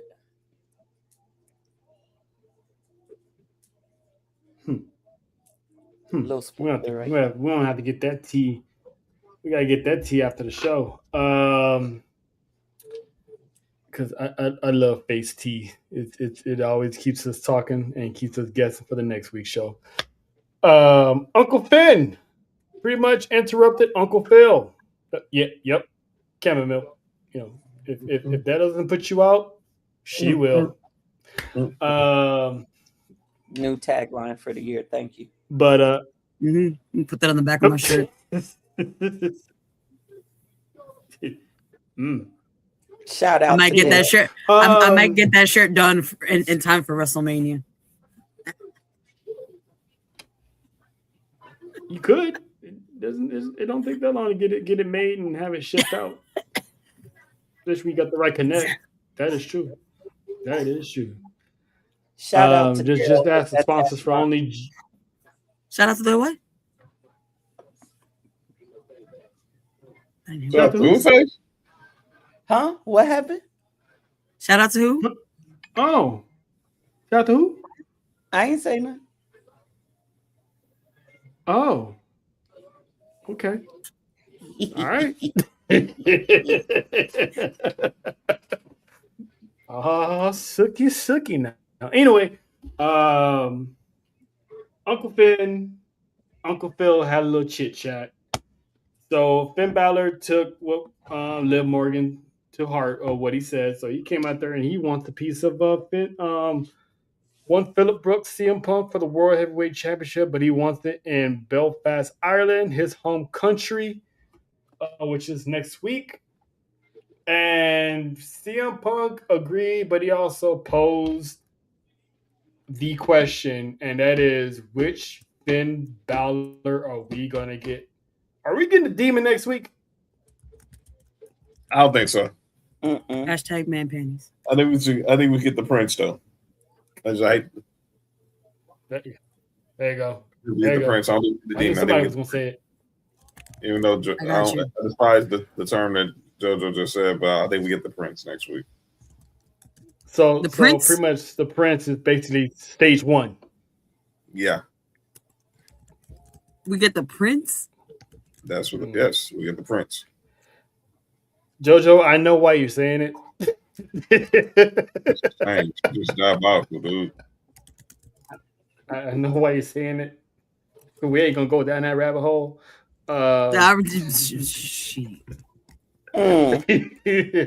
Listen, that sparks that debate way too many times in the group chat. But yeah, he's definitely not the GOAT. But anywho, so now with Cody Rhodes losing the WWE Championship, quote unquote, unexpectedly, does CM Punk make it? Hell, does he even make it to Chicago as World Heavyweight Champion? John, what you think? Yes. Yes, he's gonna make. He'll make it to the Windy City. He's gonna make it back to his hometown as the World Heavyweight Champion. There's no way he's that pop. I mean, but it could. I mean, he could win the title back in Chicago. But I think he walks in. It's more sentimental. Him walking in with gold. Obviously, walking out with gold speaks for itself. Mm-hmm. But yeah, he makes it to Chicago. He makes it to Chicago. She can't go. She can't go. JoJo, who you got your money on? Does Phil make it to Chicago? Hell, does he even make it to Vegas? I feel like he needs to. So yeah.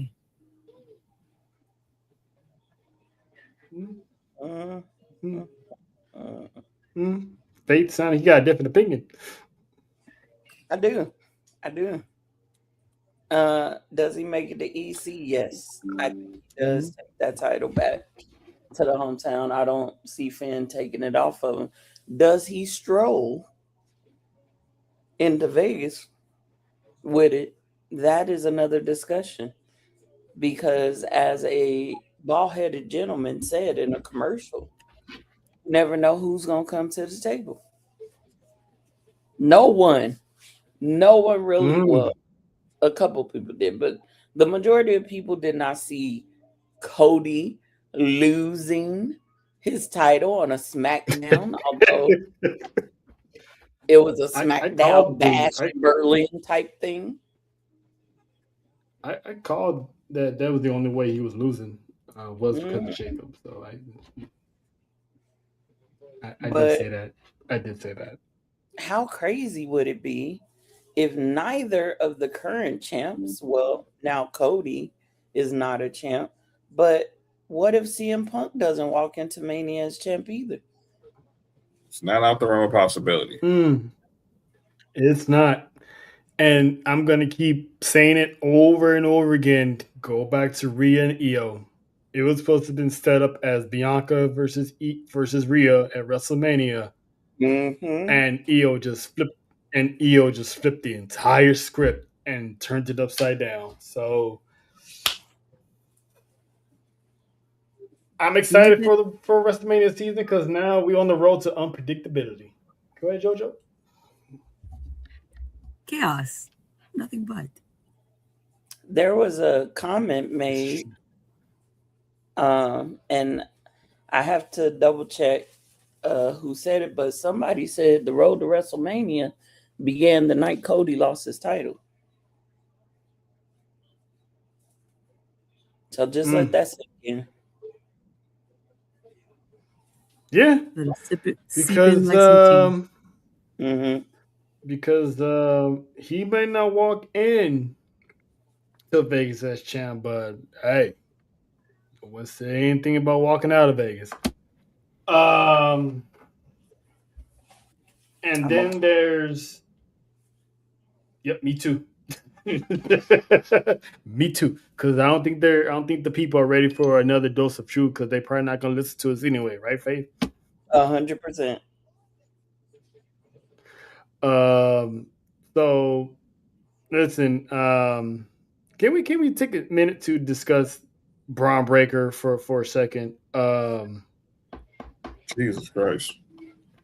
Prayers to Dragon Lee. Listen, the man is just like his uncle.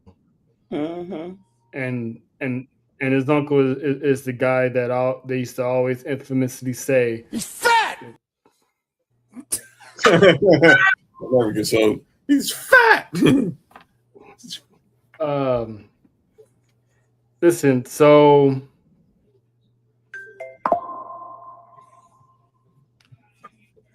who was the wrestling again?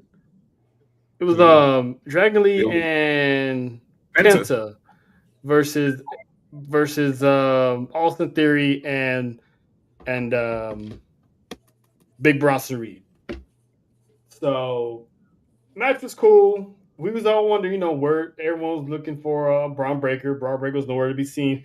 This man did another shout out to the Netflix drone, because when they follow this man when he's in the full 440, the dude shot out like a torpedo and tore Dragon Lee in half. Mm-hmm. Hopefully Lena wasn't watching, because we all know how much she loves her little dragon. But the man got cut in half with the quickness, and then took down Penta like it was nobody's business. But the one that caught my entry was him and Adam Pearce had a little discrepancy at the workplace. On camera. He almost called a case. Also, Faith, your thoughts on pretty much, because it looks like Adam Pearce has had enough of everything. The man's on the verge of a mental meltdown. He's always having a drink, and that's not helping. Am I the only one that felt like Adam Pearce should have ate a spear? Because I thought it was going to happen. It is going to happen. He's on the 1 yard line. I'm gonna say this: there was a lot of foreshadowing in all of that. If people pay attention, one of the things that was not foreshadowed that I've been seeing all over the timeline is Braun versus Adam Pearce at WrestleMania. I need y'all to stop that. Yeah, I saw that dumb crap. I'm like, come on, what are you doing? That ain't no WrestleMania match. I put it at Chamber though. If Braun's not in Chamber, I'll put that Chamber. Adam Pearce is not suiting up for Mania. Let's get that. That is a Saturday night main event squash match. True that. Kind of like Pat McAfee versus Gunther.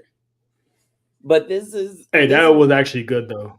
It was good. Pat held his own shit. Pat held his own. Okay. That was actually good though. This is what I gotta say about Mr.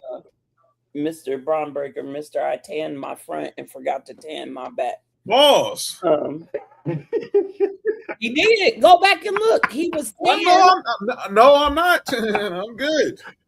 What are you talking about? His face and chest. You just said tan his front and tan his back. I said. I know what you meant, but you know how it sounded. No, I said they tanned his front and forgot to tan his back. Man, still tanning the dude's front is diabolical work, Faith. Even if you are talking about the dude's face, they said he ran so fast he ran tan off his back. Look, Braun Breaker. Number one, I'm enjoying him acting like his uncle because it is comedic gold every time he gets to freaking out. Number two, he's fat. Lord Jesus, the whole thing for him being indefinitely suspended. Now, of course, JT comes in on that part. Of course, JT diabolical himself. He always tries to say he sprinkled holy water on the screen anytime. Tell him something, Joe. Yeah. I didn't even do nothing this time. JT be lurking in the dark. Before he says it, I got JT's back. But y'all, I think this is what's gonna happen. And if I'm wrong, I'm wrong, but I feel like I'm right. Braun Breaker it was an intentional suspension. Mm-hmm. I don't think we see Braun until he pops up at the Rumble. I agree. And this is why I say if they are taking him off TV and keeping him out of the view, especially after everything happened, and he comes back at the Rumble and acts like a baby Brock Roman hybrid and gets everybody up out of there, I could see Braun winning the Rumble. And I think to play up his suspension, they should have him come in at 30. That would piss everybody. Paul Heyman would be have him show up at 30. Yeah. Yes. And you know how Paul Heyman we trust. You know how Paul Heyman gets him that 30? You either put Braun Breaker in that 30 or I'm going to move forward with my lawsuit. Yep, because he put hands on Braun Breaker first. There you go. And Paul Heyman's Jewish. You don't want to mess with a Jewish person. No, Paul it's they control everything. They control everything. Well, wait a minute. Didn't he do this? Really do. Didn't he get his way when him and Brock was suing the company because of Triple H and Stephanie? Y'all remember that? So this ain't the first time that Paul has had to play, I'm going to sue you or you going to give me what I want. So and Adam Pearce might be removed. Adam, if you pay close attention to the GMs, you'll notice a distinct change in both. Yep. Adam, they both had enough. They both had enough. They both all of a sudden seemed like they got their ass chewed out. Awesome. And was told, get your shows under control or I'll fire you.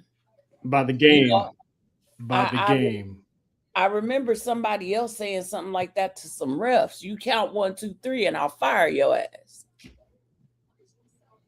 1. Oh, it was that. There is a story. We gotta sound so nonchalant because he mad at the Rock. I understand. No, because by the way, y'all notice that this whole Nepo thing with Ava's now starting to play out on real. Obviously, with Blake Monroe, now it played out in TNA because then Frankie Kazarian was like, "What you gonna do, Santino? You gonna call Dwayne's daughter?" I was like, "Wow." Well, there's a reason they mentioning him. So I know. Just talk to me when you get Vinyl Boss uploading. Vinyl Boss loading. That corporation is John ain't listening. He's like, I don't want to hear shit about Dwayne until Dwayne's on my team. I hope you win the Oscar, but talk to me when you get here.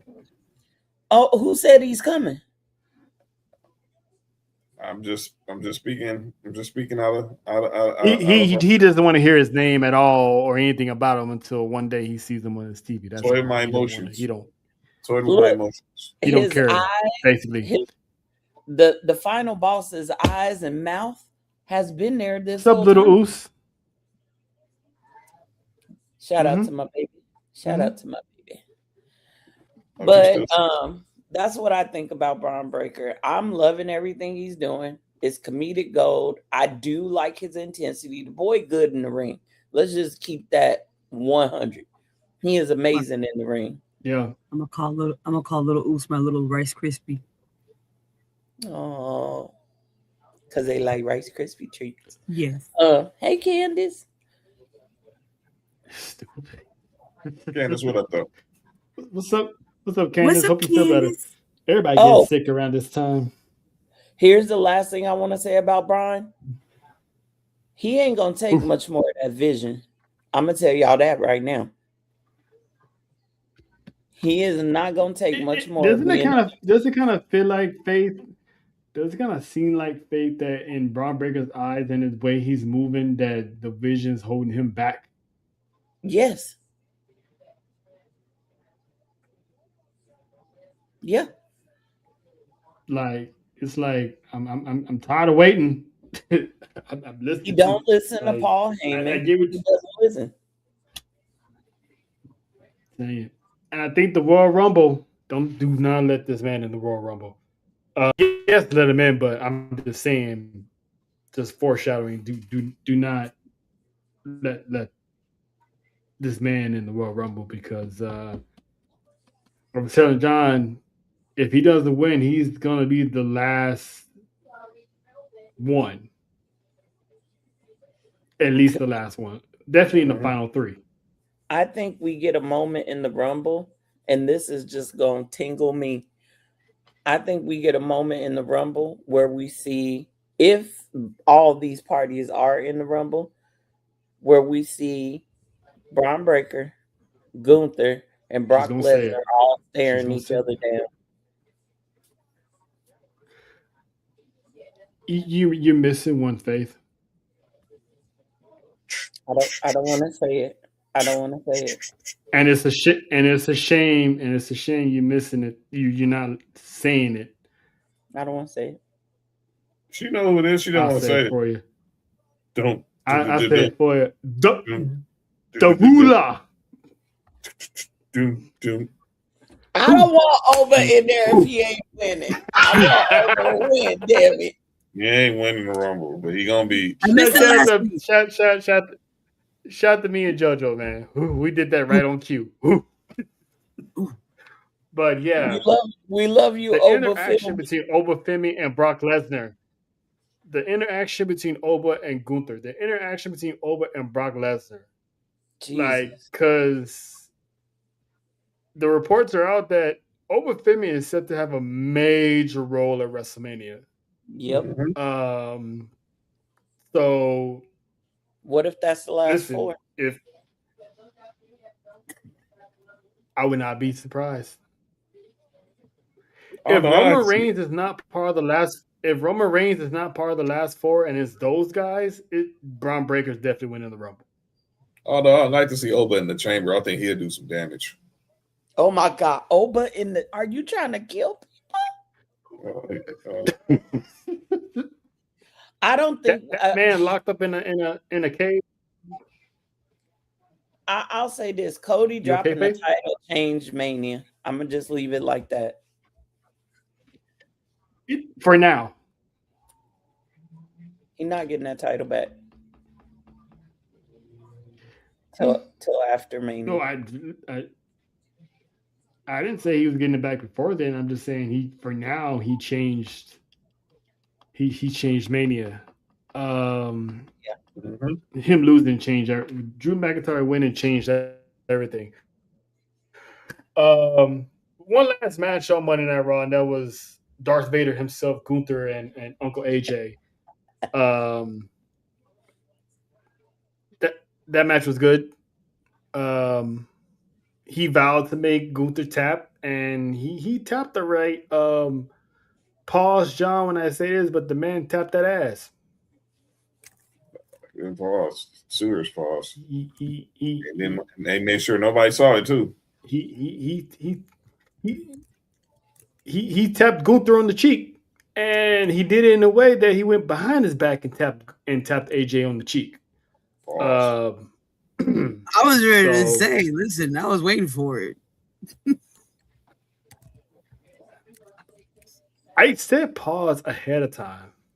Not tapping I cheeks. literally did. I apologized to John. I said pause. He tapped the cheek. Yeah. He was like, tappa.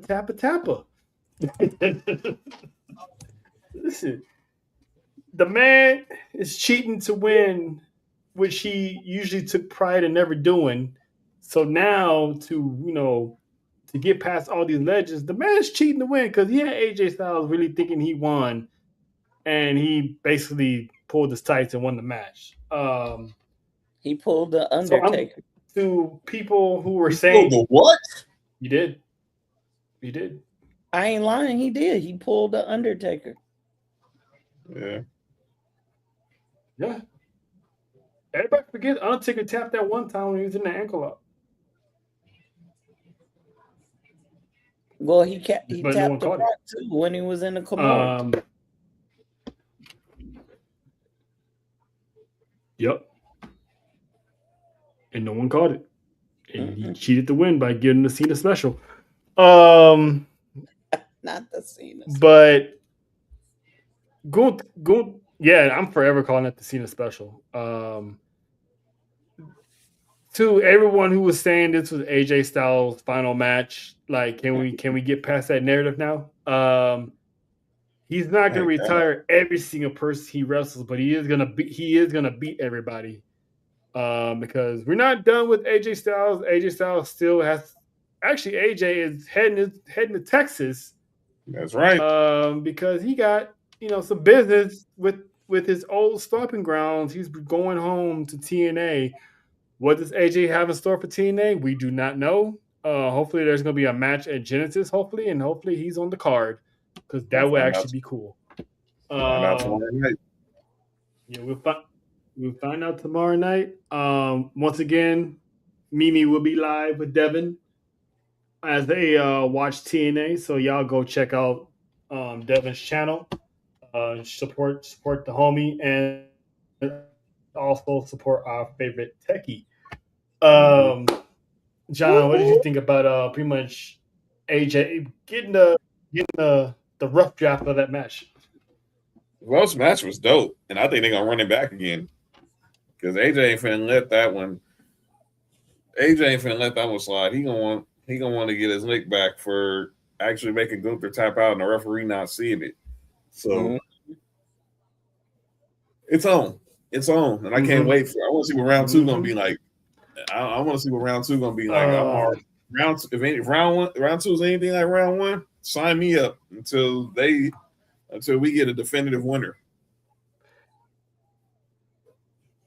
Because that was a dope ass match. Now, round two, whenever that may be, that could be AJ's last match. We don't know. Whenever they run it back, hopefully it's further down the road. Because Gunther's on this legend killing spree. So I'm anxious to see who's next on this list because he still hasn't faced that little kid. I mean Rey Mysterio yet. So seeing him fight Rey, that's gonna be he is not retiring Rey. Are we just gonna act like Trail just like no Rey again, like he's not gonna retire everybody. He's not gonna retire everybody he faces, he's just gonna beat them and humiliate them. Dom's gonna retire Rey. That's a foregone conclusion. Gunther has his own stomping ground, his own burial yard. Do y'all know what it is? It's a special event. Where it Saturday night's main event. Exactly. That's his burial ground. So if we find out that him and AJ are having a match at any of the upcoming Saturday night main events, and I'm not necessarily saying Montreal because I think that'd be too soon. Nah. But any Saturday night main events after that, if we see him and AJ on the list, that could be AJ's final match at Saturday night main event at the hands of Gunther. Because there's no guarantee AJ Styles is making it to Vegas. No. I actually can he okay. I don't know how this would work, but would he be able to have his last match and retire in TNA? It's definitely possible. I mean, he's not showing up. He's not showing up for nothing. That's why I was thinking. I think WWE would want him. I think WWE will want him to have his last match there, and then he can go at TNA and have his final match there separately. Okay. I just think it would be cool for him to be able to, go back to his stomping grounds and leave his boots there. Yeah. But yeah, that's pretty much Monday Night Raw. We'll get some quick news, rumors. So we already talked about retirement tours and Gunther retiring people, but there's one future retiree that we're not talking about, and that is Uncle Ron. But first, before we do that, JoJo, you gotta go. You gotta go bye-bye. You gotta go bye-bye. Yeah, my girl. Okay, JoJo. Yeah, she had a long day, a long couple of days actually. So it's been like a long week and a half. JoJo the best. JoJo number one. Mm-hmm. Yeah. Thank you, Faith. You're welcome. Now, continue causing chaos for my voice. Thank you. I got you, girl.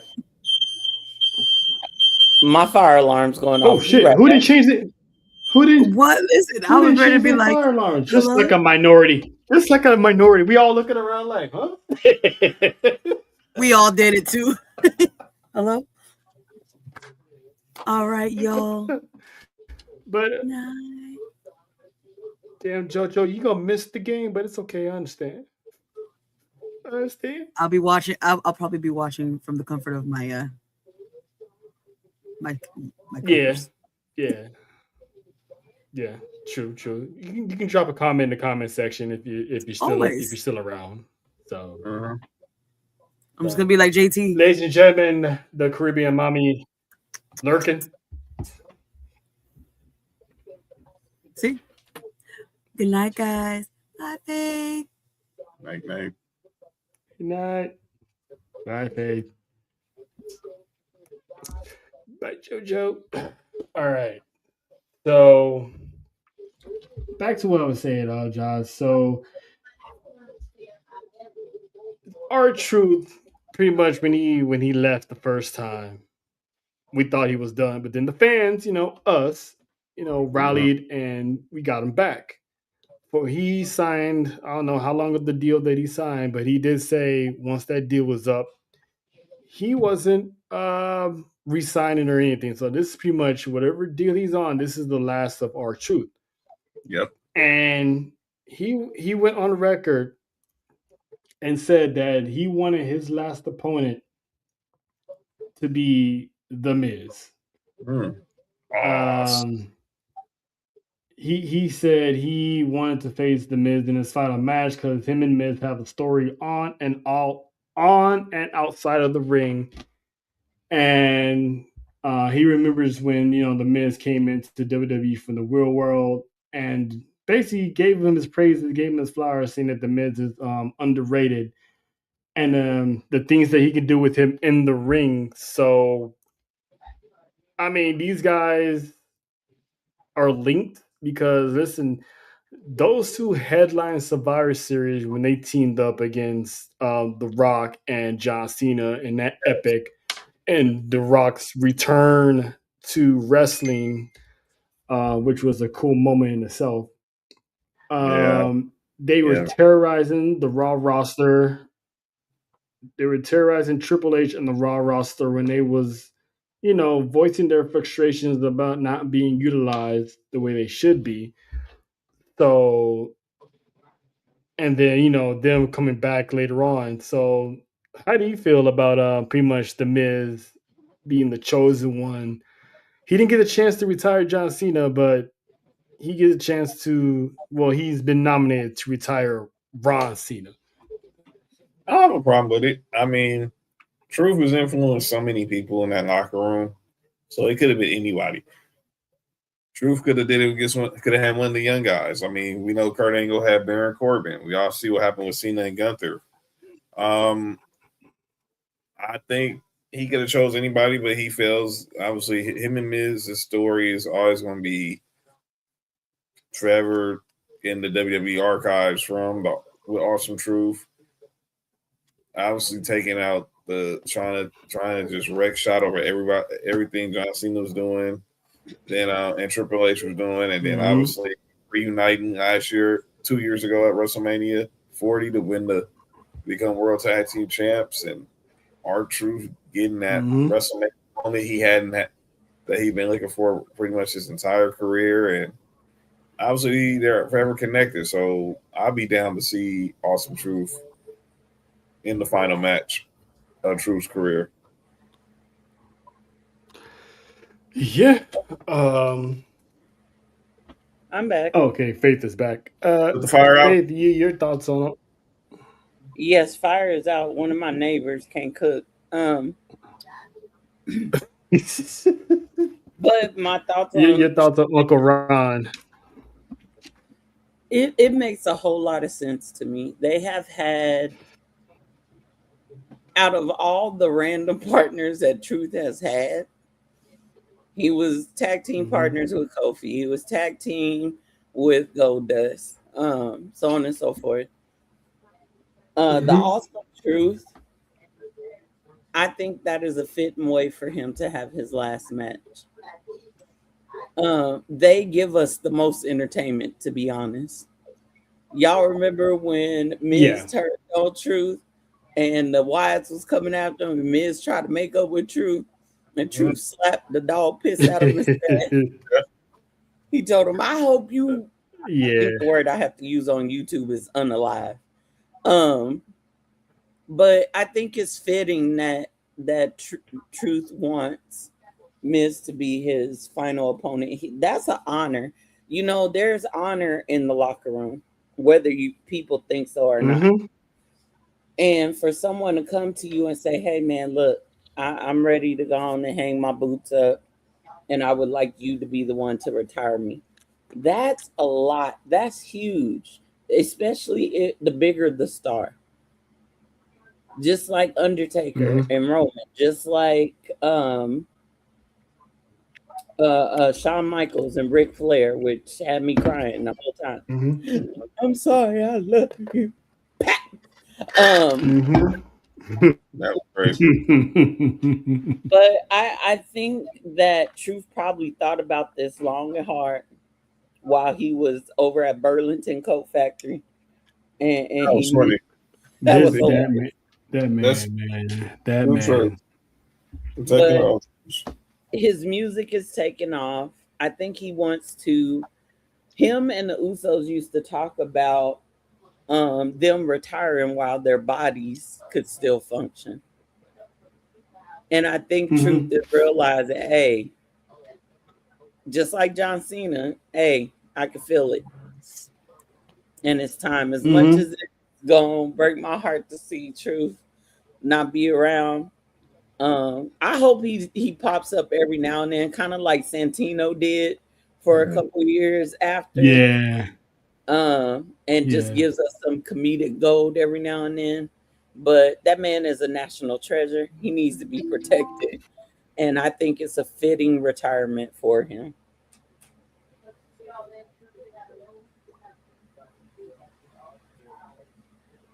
Okay.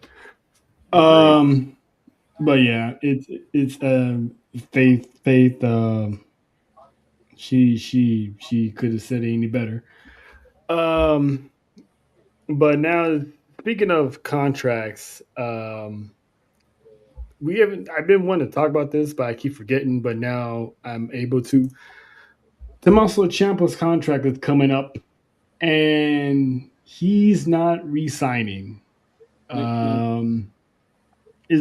It's believed he's not planning on renewing his contract.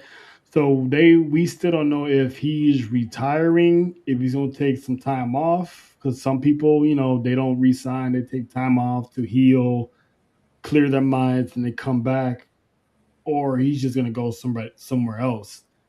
The man has had neck surgeries in the past. Personally, it could be one of those things where it's catching up to him, and maybe like John was saying, and we were saying, Faith, that your body is telling you, hey, it's time to shut this down. Thankfully, people in this day and age are listening more to their bodies now instead of their ego. So your thoughts, Faith, on pretty much we could see the split of DIY any minute now, because we have not seen Tommaso Ciampa in a couple of weeks. Yeah, I think he's riding out his contract.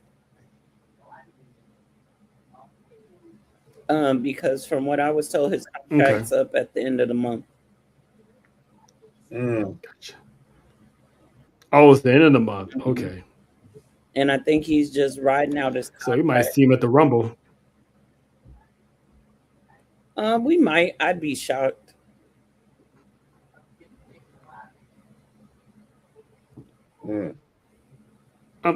I'm sorry. I'm looking at a video that Nia Jax posted, like Trick and Lash getting a little cozy on the couch, and Nia's being a little hater. She third wheel. Yeah, of course she is. But I think DIY is already over.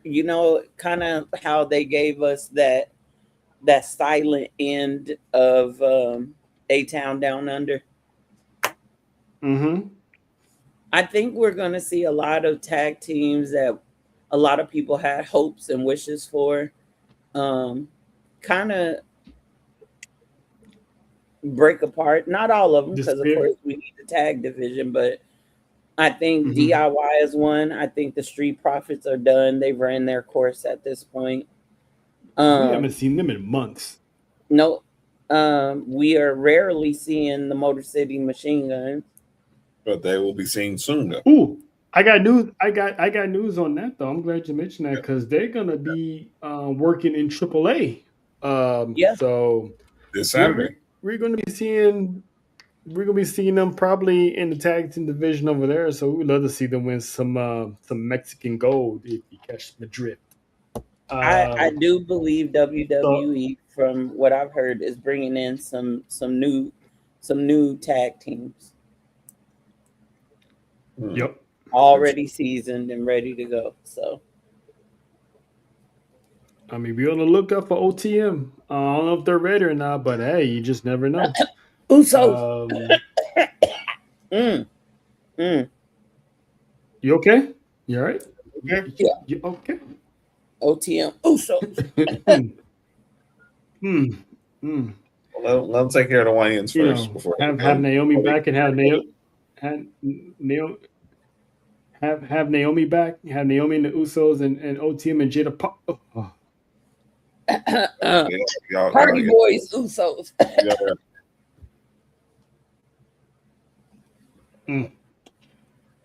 Usos, MFTs. Make this a family thing. You know what I'm saying? Well, it won't be the MFTs. It'll be God at that point. I said what I said. I know what you meant. I know what I said. Make that happen. Make that happen, please. There's so many teams they can take on the Usos. I am ready. I think they're just waiting for as long as it's not Alpha Academy. I think that's actually I had to tell y'all about that backstage because y'all ain't gonna believe me anyway. But I think it's gonna happen. Well, it's supposed to be like a serious storyline. That's why I made the remark I made about y'all expect me to take Tozawa and Oda seriously. No, I know. This ain't a one and done. This is gonna get drawn out because they got to start having these feuds to lead up to bigger feuds. Well, and here's the other thing. I think WWE, because the Usos told us the time frame that they're going to have those titles. They told us in their little promo on the stairs. And for the people who don't know, Faith, what is that timeline? 1 year. 1 year. So I think they're pretty much telling us. Go ahead. They're waiting to see because Jim, he ain't going far from home. I'm gonna tell you that right now. Naomi's doing a couple months, maybe even shorter, because none of us know the exact date. We just know it's somewhere between February and March. And so they may be slowly walking into the tag matches. I think we will see Jay do a lot of singles. And if they pin Jay, then they'll get to get the title match. Kind of like the run they had when they were on SmackDown. So. Yep. I see that too. I don't think we're gonna see Jim.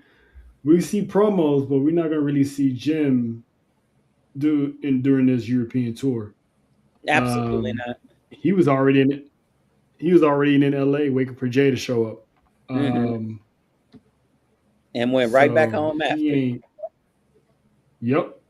And then you probably see him in Canada. Yeah, I can see that. Actually, they went to the club and then Jimmy went home. You know how the Usos are, man. They can't leave without go and have a little party. So I mean, Cody was there, so there was a lot of libations going on. Actually, if you look at some of the pictures, Jay is sitting with his hands tightly between his legs and he's looking straight forward. People have been pointing out, like they've been saying, like he looked like he's avoiding eye contact with a beverage. Like I said, when he won the tag team title with his brother, I think for me personally, I personally felt like that was the last lifeline. And I was like, hopefully him being on the road with his brother will have him on the, on the up and narrow. So hopefully that works. Because if you're trying to stop drinking, you're not looking nowhere. Jimmy said something. I went back and watched this interview and it made so much sense now. Jimmy said that his job as the older brother is to always make sure his younger brothers is good.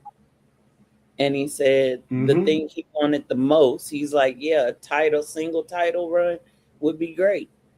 He said, but what I want more than anything is be back with my twin. I think maybe Jimmy saw some things, or maybe he talked to Jay and was like, look, went to Triple H and Nick Khan and said, I got to be back with him. And Jay even has said himself over the years, he needs his brother. I don't think you got someone to talk to when the fans do too much. Yeah. And twins, when you are a twin, because we have twins in our family, when you are a twin, it's different. It is different. And especially, you can ask anybody in that family in interviews. His Vale Anawai talked about it a little bit. Jay and Jimmy are uber super close. I saw that one on Total Divas. Had Jay out there crying on the beach. Really did. I was gonna cry too. But I'll be quiet because y'all know I could talk about the Usos forever. Of course. No, but it's facts though, because that's what I was hoping when the Usos came back. I'm like, this is Jimmy's way of keeping, hopefully, Jay on the up and up, because when he was on his single runs, he was slipping. He was personally slipping. So him being around Jimmy can be like, look, we ain't doing this, we ain't doing that. All right, we're gonna go here, but we need you to chill because you're not messing this up for me because I got a baby on the way. So I'm gonna need you to chill. If I gotta chill, you gotta chill. So and it's like, huh? Did you catch what Jay said to him on Monday before they won the titles? What did he say? I missed it. I forgot. In the locker room, because it's directly related to what you're saying right now, Charlie. He told him, he said, look, I'm going to summarize. He said, I've been messing up a lot, and I don't want to mess this up for my brother. That's basically what he said.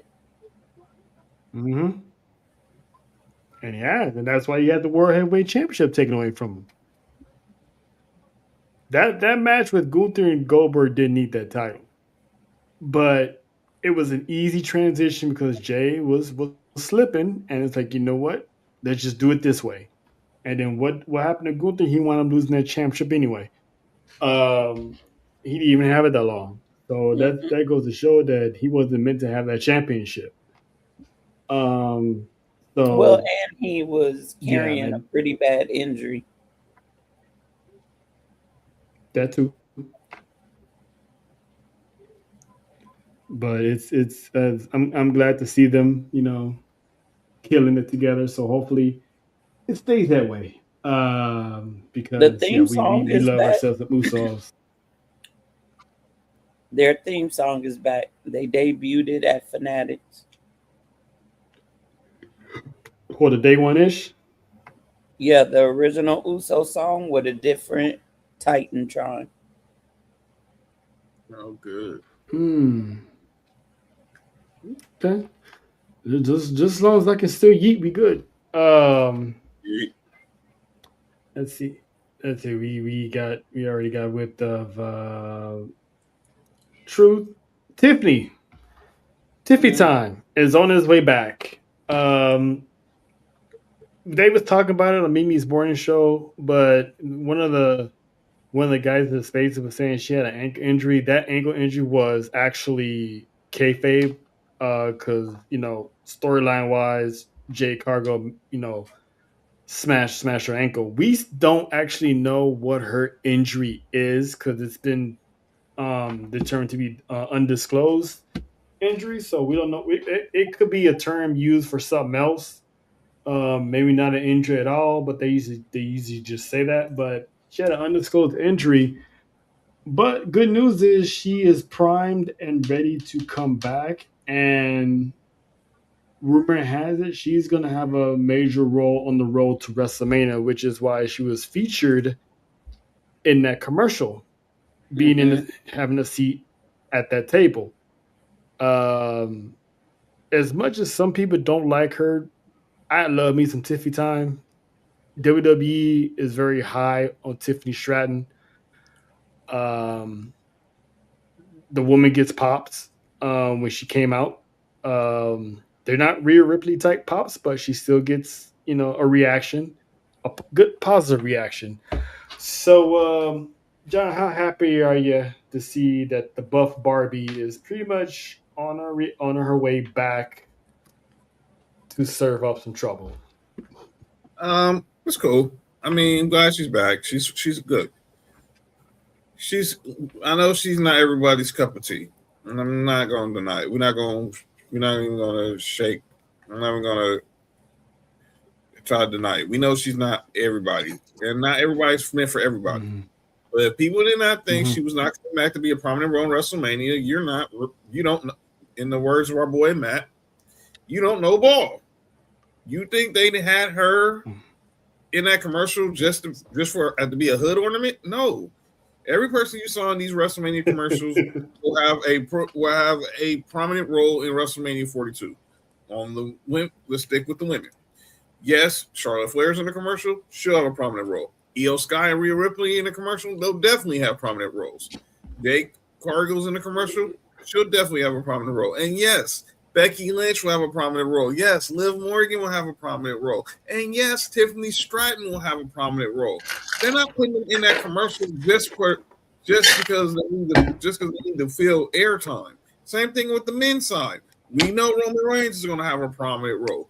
We know CM Punk's going to have a prominent role. Paul Heyman's going to have a prominent role. And yes, people, Brock Lesnar and Cody Rhodes will have a prominent role in WrestleMania. You hate it or love it. You don't like it, cry in the river and build a bridge and get over it.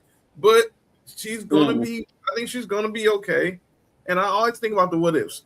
Because it was always thought that she was originally pitched to be Maxine Dupree when she was coming out of NXT. And then obviously Maxine Dupree became Maxine Dupree. And then that's when the whole daddy's girl thing, it really didn't take off like it did. But when she got out of that whole little shell, we saw that she actually has talent. Now she still got to work a little more on her character skills and everything. But that's all gonna come that's all gonna come with growth. Now I want to see how they bring her back. Does she have a little of that NXT Tiffany where she was kind of a little B word, or do we see the Tiffany that has basically became one of everybody's favorite blondes? Yeah. Well said. Faith, got anything you want to add to it? Yeah, I was one of those people that couldn't stand it. When Tiffy time came around, I wanted to clock out. But I will say this. She grew on me. As lately, a lot of the wrestlers are growing on me for various reasons, but Tiffy showed that she was one of the girls. She was one of the it women in the division. The only thing that soured me towards her was her comments to Charlotte. Mm-hmm. That's the thing. As far as her in-ring ability, I can't deny that at all. However, I think, and then this could be bold craziness, but I think that she comes back to dethrone Jade. I don't think that's not crazy. That's not crazy. If not to dethrone Jade, to interfere in some capacity.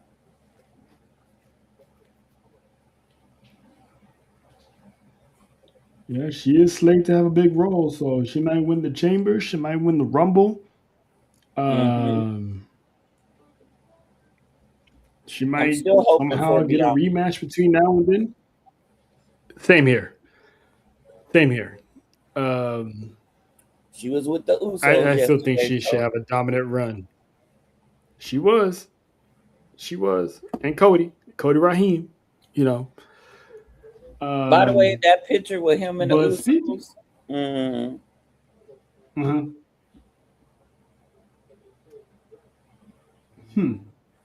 Little foreshadowing, huh, Faith? Remember, they all speaking of yep, goon with a shiesty mask. Speaking of Cody, I actually want to. We was talking about it earlier. John alluded to it earlier because he's seen it too. So we all pretty much had agreed that Roman Reigns is winning gold in 2026. So we all also, especially me and you, Faye, we all pretty much determined that Roman Reigns was going after the World Heavyweight Championship, that he was done with the WWE Championship.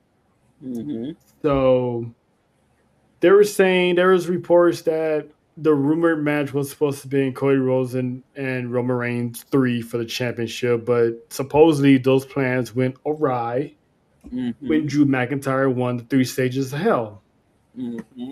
Now, there's this.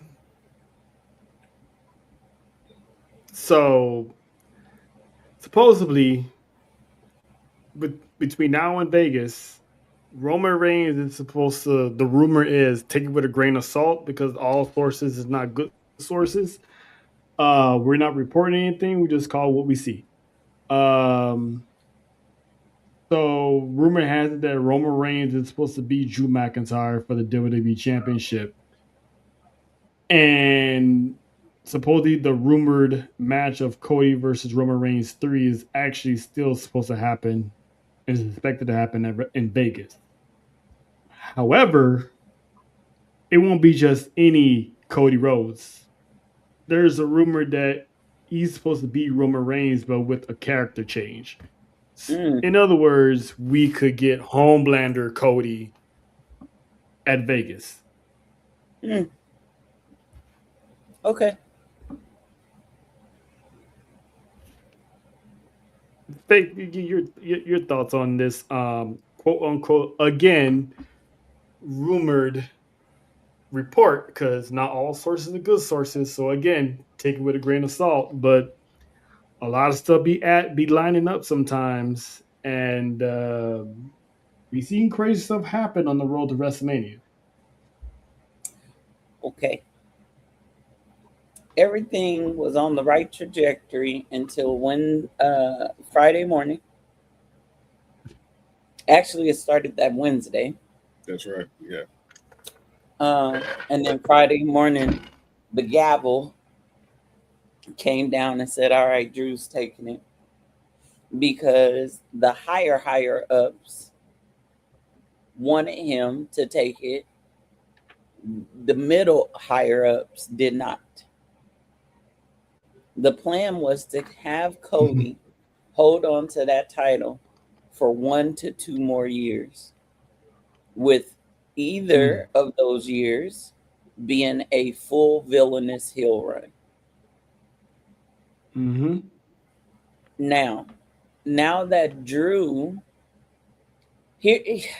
They didn't insert Jacob into this for no reason. Jacob is the catalyst for the change in Cody. Mm-hmm. He's the reason that the heel persona has been showing for months and months and months and months, for over a year. It's been slowly Ever since he beat KO at Saturday Night's main event, mm-hmm. it's the seeds were there. And if you notice, when Cody arrived, I don't know if you guys saw this part of SmackDown. When Cody arrived to the arena, they were booing him. Mm-hmm. They were booing him massively. Then when they got in the arena, you could hear the boos, but you could also hear them pipe in some cheers and things. And that Cody Rhodes song. Mm-hmm. I'm not saying that Cody is falling off. I'm not saying Cody's not a great in-ring performer, but it's kind of like Sami Zayn. Sammy's underdog story has ran its course years ago. Mm-hmm. Cody's QB1 story has ran its course, and now it's time for the villain. And you got Jacob, and now you got Drew. Because Drew about to say something. He ain't about to let Cody forget who dethroned him. Nope. Yep. So then the rumor of Roman versus Drew for the WWE title, that would be a way to get back to Roman versus Cody. Here's my thing. I don't see it happening. I see Drew holding that title for a little bit. I do too. Let's be clear. WWE appreciated and enjoyed Drew when he was champ during the pandemic. He held it down. Mm-hmm. And I can see Drew holding that WWE title. One thing about Roman, he ain't going back for seconds. He's done with that WWE title. They dropped that seed that Roman would one day hold that World Heavyweight Championship when it was debuted. Do y'all remember Paul Heyman looking at that belt? He had his hand on it when it was sitting on that little pedestal.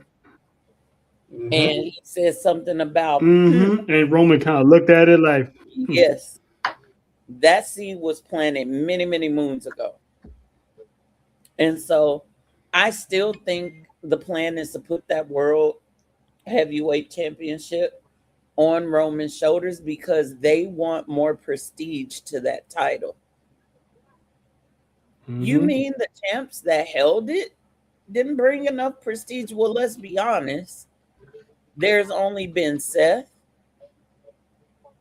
Drew held it for 5 minutes and 46 seconds. Jay and Damian Priest. And Damian Priest. As much as I love Jay, as much as I love Drew, even Gunther, with all his accolades, it's still, the prestige is not there for that title. They want some real big names holding that title. So I still think that the World Heavyweight Championship is the goal.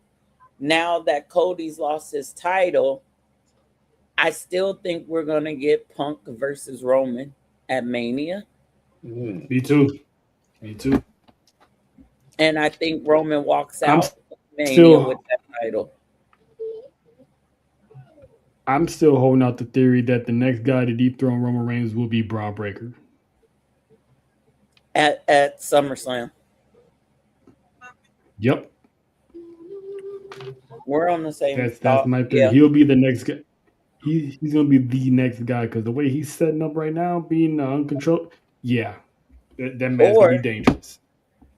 Did y'all hear Brock Lesnar's interview? What interview? He did an interview? Yeah, he did it. I was shocked too. And he talked the whole time. I was like, wait a minute. I forget who he was doing the interview with. I'll send it to y'all. But he was asked one specific question. Cool. And the question was, do you want another title run? Would it be nice? And he said, at this juncture in my career and who I am, I don't need the title. But do I want another run? Yes. Well, where is SummerSlam? In his hometown, Minneapolis, Minnesota. In his backyard.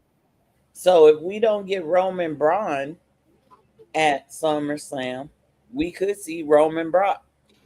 Or if Roman drops before SummerSlam to Braun, we could see Braun and Brock for that title. So my question is this then. If they go back to Roman and Brock, what happens to that whole clause that Brock can't challenge Roman for the title ever again after the last man standing match from SummerSlam in Cashville? Drew that's for the WWE Undisputed Championship. The World Heavyweight Championship wasn't even. Yeah, that's a whole different title. Okay. Because you have to remember and that besides, title. Roman doesn't have Paul Heyman. Roman doesn't have Paul Heyman to enforce anything anymore. So, good point. There you go. Good point. But you also have to remember that title that Drew has is made up of the Universal title and the WWE title.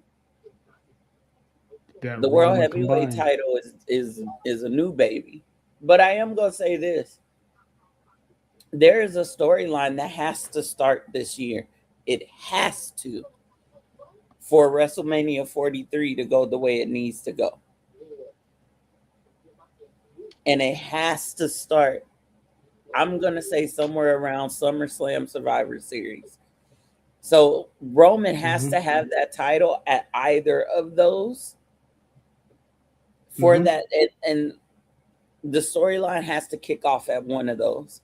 For 43, for Roman's involvement at 43 to be what it needs to be. If y'all get what I'm saying. If you smell what Faith is cooking. There you go. No, I've been smelling it. Because he's ready. He's ready to retire. He's been talking about it in Instagram posts. Who? Dwayne or Roman? Dwayne. Oh yeah. He's tired. What if about all the time? What if Braun Breaker is that last resort, that guy for Dwayne? He's already chosen who he wants to retire him. No. I mean, working for getting that title off of Roman to kickstart that feud. Like, what if, Seth couldn't do it? Seth couldn't get it done. He messed up the plan not once, but multiple times. Solo couldn't do it, and he trusted Solo to do it. What if Braun Breaker is that last piece that Dwayne needed? He's The Rock's champion. Yep. I'm with you, True. I'm with you. And it wasn't Cody. It wasn't Cena. What if it's Braun Breaker? He sees Braun Breaker as his cyborg, his animal that's going to rip it from Roman Reigns. Braun Breaker and The Rock paired up is gold. Because that would give Braun Breaker an open door to everything and anything. And The Rock don't have to be there, so Braun Breaker don't have to worry about anyone being in his ear, tell him not to do this, not to do that. Rock can just be like, just take the title off of him. I don't care how you do it. Yep. Let him off the leash. Let him go crazy. Because we've yet to see Roman and Braun one-on-one, so they're saving it for something. Because if I see another Bronson Reed Roman Reigns match, I'm gonna go crazy. I think he's done with that. If anything, I have a feeling we would have seen Roman a little bit sooner, but with Seth being injured, they just hold Roman off to Rumble. Now, I thought that you heard what I know. when you were kind of hinting at something about Roman earlier, but it's not what I thought it was. Oh, what's your version? There is a possibility that a certain person was planted into the vision by a certain architect who, on his return, Oh yeah, theory, has a plan to make a temporary alliance with his big brother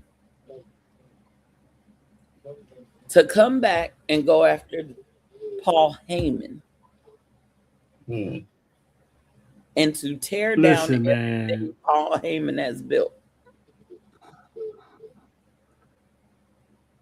Look, man, if Seth can pull that off and finally get Roman Reigns back on his side, because Roman Reigns is like, we still got to get that Roman Reigns Seth Rollins match. I think we're going to get that at SummerSlam. It's going to happen. It's still on the line. They have to end that before Roman retires. But also, I think it. No, I'll tell y'all, but I can't say that online. Yeah, I think that's going to happen at SummerSlam before Braun Breaker cashes in. He finally gets that monkey off his back. You got Braun Breaker for Money in the Bank? Nice. Okay. I had Bronson Reed. Kind of crazy, and she Could be was one of them. Well, I'll say I had Dom. You never know. You said you had who's? I have Dom. I like that too. You never know. But as far as being the next guy to dethrone Roman, it has to be Braun Breaker. I agree. The only reason I think Bronson Reed gonna get that Money in the Bank briefcase is because they were foreshadowing it while Seth was out with his fake injury. I mean, I think Braun Breaker was looking at it too. Yeah, but who was the only person that ever carried it? It was Bronson Reed. But with the warpath that Braun Breaker is on, and like you said, we still haven't gotten that Braun Breaker Roman Reigns. Nope. And I think if anything, Braun Breaker is more marketable than Bronson Reed. I think they're trying to push the rocket on Braun Breaker. No disrespect to Bronson Reed. I mean, he's the Australian, Mark Henry. But I think they're trying to put the rocket on Braun Breaker. So the man looks good in the suit. The man, he's young. I think he's going to be the guy to win Money in the Bank. Yeah. I mean, they said before the end of last year, reports came out that there were 3 people that were getting major pushes for 2026. Braun Breaker, Jacob Fatu, and one of the women. I think, was it Jade or Tiffy? I can't remember which one it was. It's probably Tiffy. So I could definitely see them strapping that rocket to Braun. My question is, will he be able to handle it? I think right now, with him being with Paul Heyman, I think he'd be ready by the time that moment comes. Okay.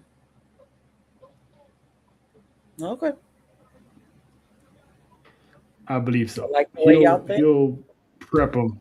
He'll prep him between now and then. I mean, look what he did. Look what he did to a young Brock Lesnar. For real. So I'll say this: 2026 this year with WWE, especially now that they've brought in new creative leads, co-leads, writers.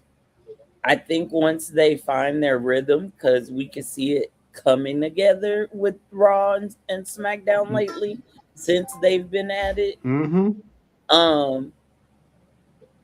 I think once the team collectively finds their rhythm, And you have to remember they got contracts to honor and uphold as well.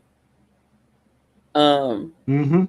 I think once they put all those pieces together, the puzzle that they make is going to be quite enjoyable. Yep, exactly. 2026 is going to be a good year for WWE for wrestling, so I can't wait because they're starting to cook now to the point that now both Raw and SmackDown collectively is going to cook at the same time Yeah. instead of one over the other, and that's the part I'm loving. But with that being said, TNA, I had some TNA news that in February they're going back to Nashville, so they're finally moving out of Florida. You know, they was housing themselves over there for a bit, but thanks to the TV deal, they're getting back on their feet, so they're heading back to Nashville in February. So it's gonna be a mixture of live and take events per usual. So I'm happy for TNA. That partnership with WWE is exactly what they needed. Mhm. I called it from the beginning that TNA partnered up with WWE. WWE's trying to get TNA put on, and they got put on to a deal. So Congrats to them. job well done. Yep. Can I can And I they ask you still a swapping question real quick? players. Yep. And it's to both of y'all.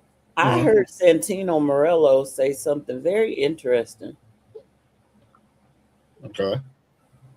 And if it happens, I don't know. I think because I researched it because I couldn't remember, I think it would be extremely historic.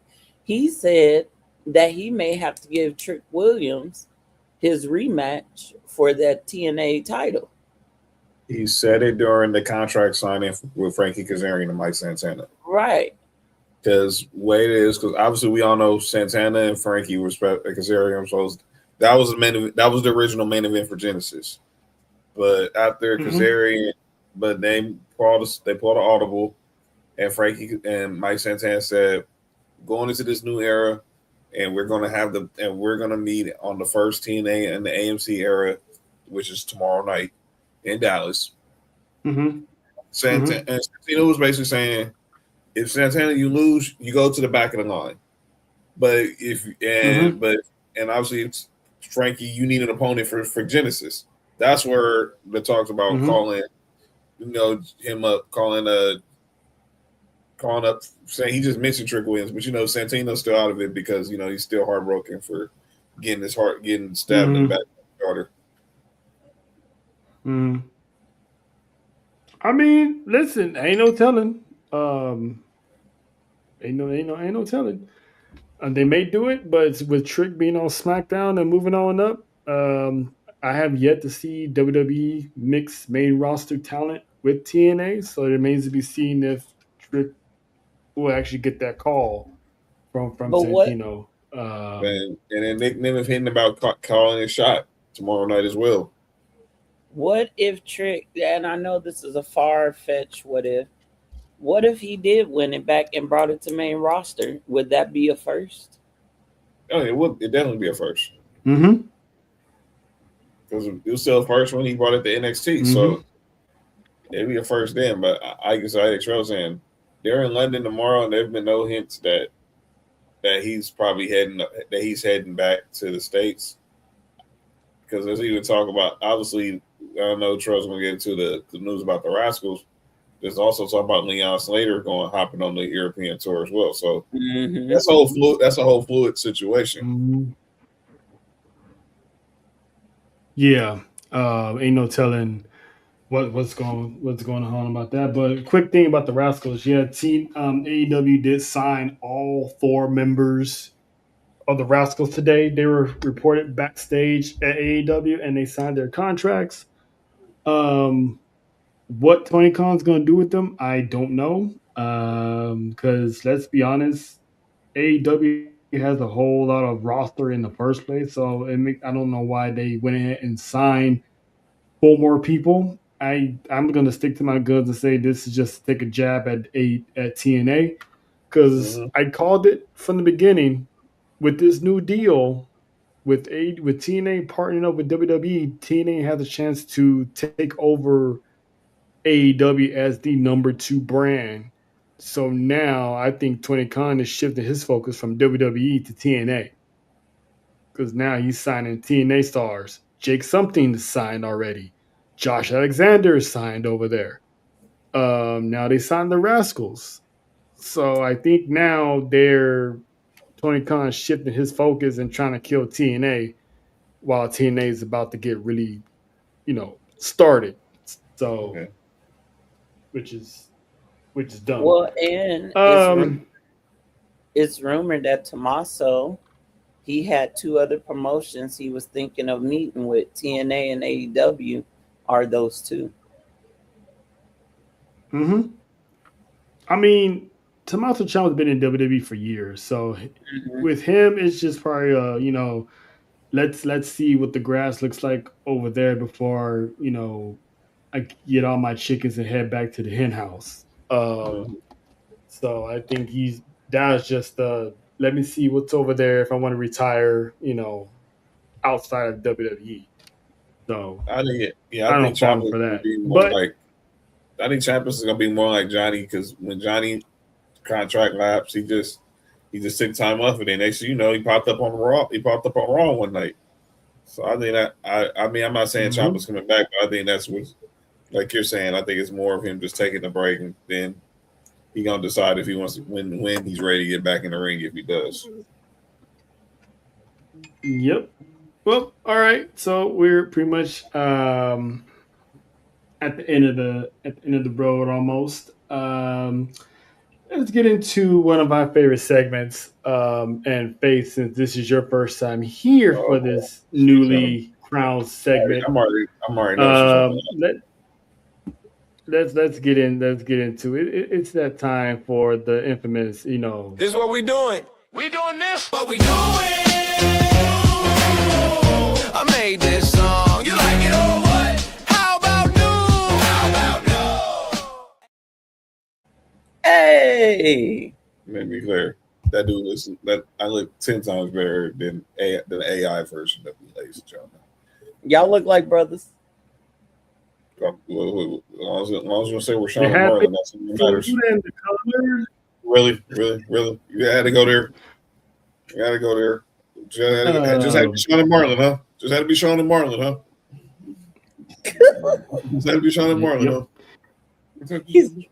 Hey, Faith, since you was the resident guest coming off the island, I might let you start off. Who are you like to ask if this is what we doing? Who are you trying to call out? Let me think.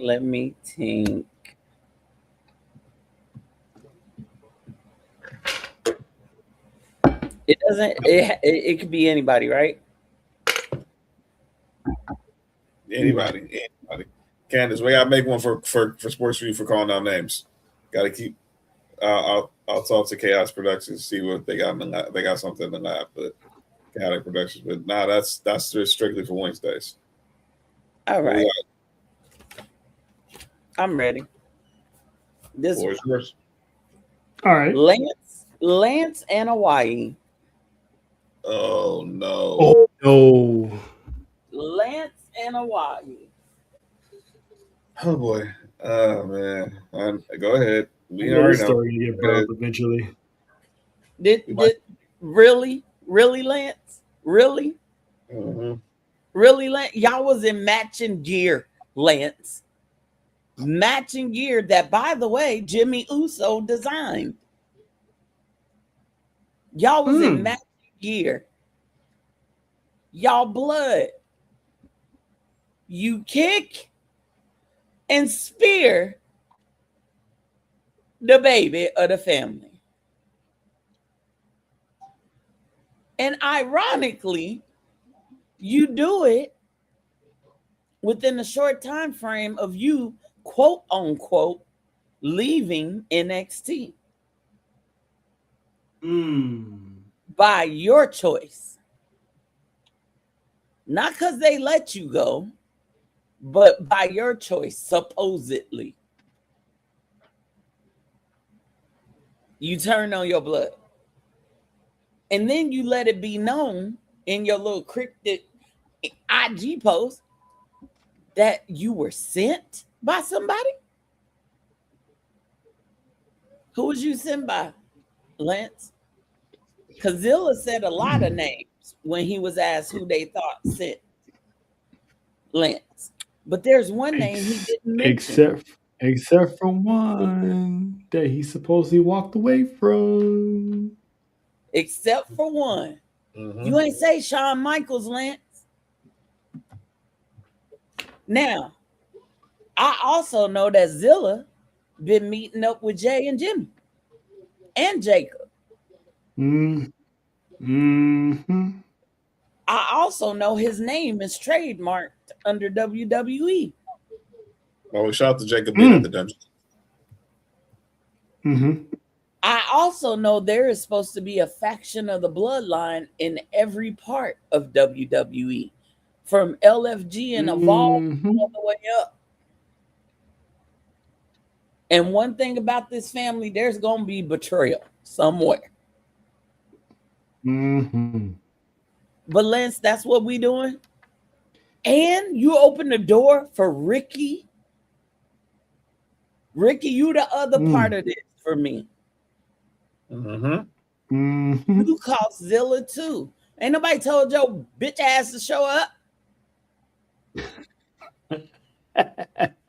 But wait a minute, Ricky, ain't you going after a title?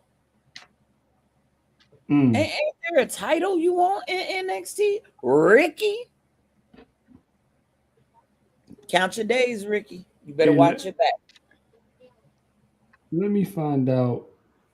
Shawn Michaels sent Lance on a mission and have everyone thinking he walked away from NXT just to lure Zilla to NXT.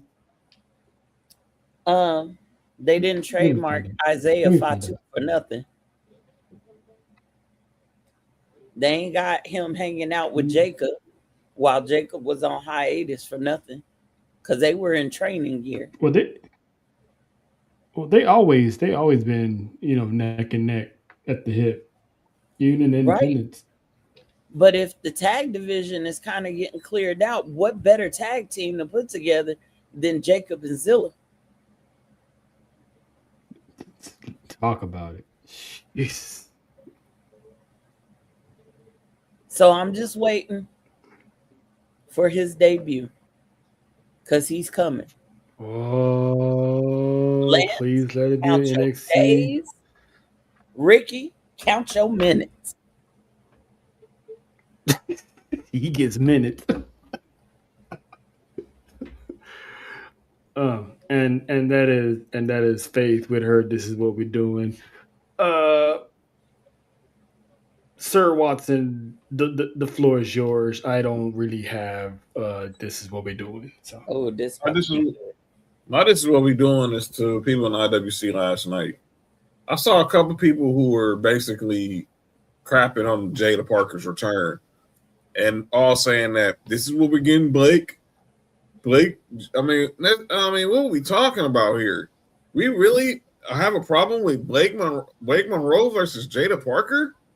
That's an issue? Really? Did you not see the pop she got when she walked out into that PC last night? That spoke enough for it. That spoke values. She hadn't been on TV in 3 months. And the first second she walks out there, and Blake Monroe's probably one of the biggest stars in NXT now because all the pre and post call up, and she walks out there, interrupts her, and you can freaking you can't even hear. Probably can't even hear your own thoughts in your brain because everyone was so happy to see her, and now she's making that face turn, and she lays out Blake Monroe. But we think this is bad for Blake. I'm like, this is bad. We got a problem with Jada Parker versus Blake Monroe. Really? Get him. We hear not everybody that shows up to NXT is going straight to the NXT Championship. Thank you. That's the problem. They expect everybody who shows up is going straight to the top, to the championship. Am I the only one that thinks they? But Ricky did it. on Blake just to be petty towards Tony Khan. Yep. What? Yep. They did. That Faith was saying that they give Ricky Saints the NXT Championship just to pretty much a spit in the face of Tony Khan for dropping the ball on Ricky Starks. Well, and Blake too. Yeah. But Blake only had the North American. She didn't have the. Well, I mean, it's all the same. I mean, look at Ethan Page. Ethan Page showed up, and his first match, he won the North American Championship the first time. No, the NXT Championship, excuse me. On his first match. Yep. But Ethan Page has proven to be a great. They really did drop the ball on Ethan Page, though. Big time. It's only a matter. Hopefully, we get Scorpio Sky to pull up there. To be honest, I doubt it, but that'd be cool. A little blast from the past, but yeah, not everyone is going to get a shot. Is going to get the title. I mean, Jordan Grace was in NXT for a minute, didn't touch that championship not one time, and look, she's already on the main roster and she's already staring down the WWE Women's Champion. Me and John said this all the time. Not everyone has to have the NXT Championship to be successful later on in life. No, Bianca didn't have it. Nope. So it's possible. Not everyone's going to get what they want. Do I want Jada Parker win gold? Of course. Yeah. Do she really? Is it going to be the end all be all if she don't? No. But with her having this face run, I'm optimistic. Wait. She might get her on the face run. What'd you say, Trill? I said with her face turn, I'm optimistic that she's gonna win some type of gold. Oh, okay.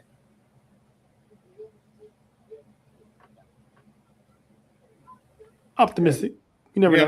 Like, she went from really feuding with from Thea Hill to being fed Jada Parker. Someone save her or being fed to or King Kevin NXT to feud with Jada Parker instead of going to the main roster. Can we stop the crap? Get them, Moose. Cut the crap.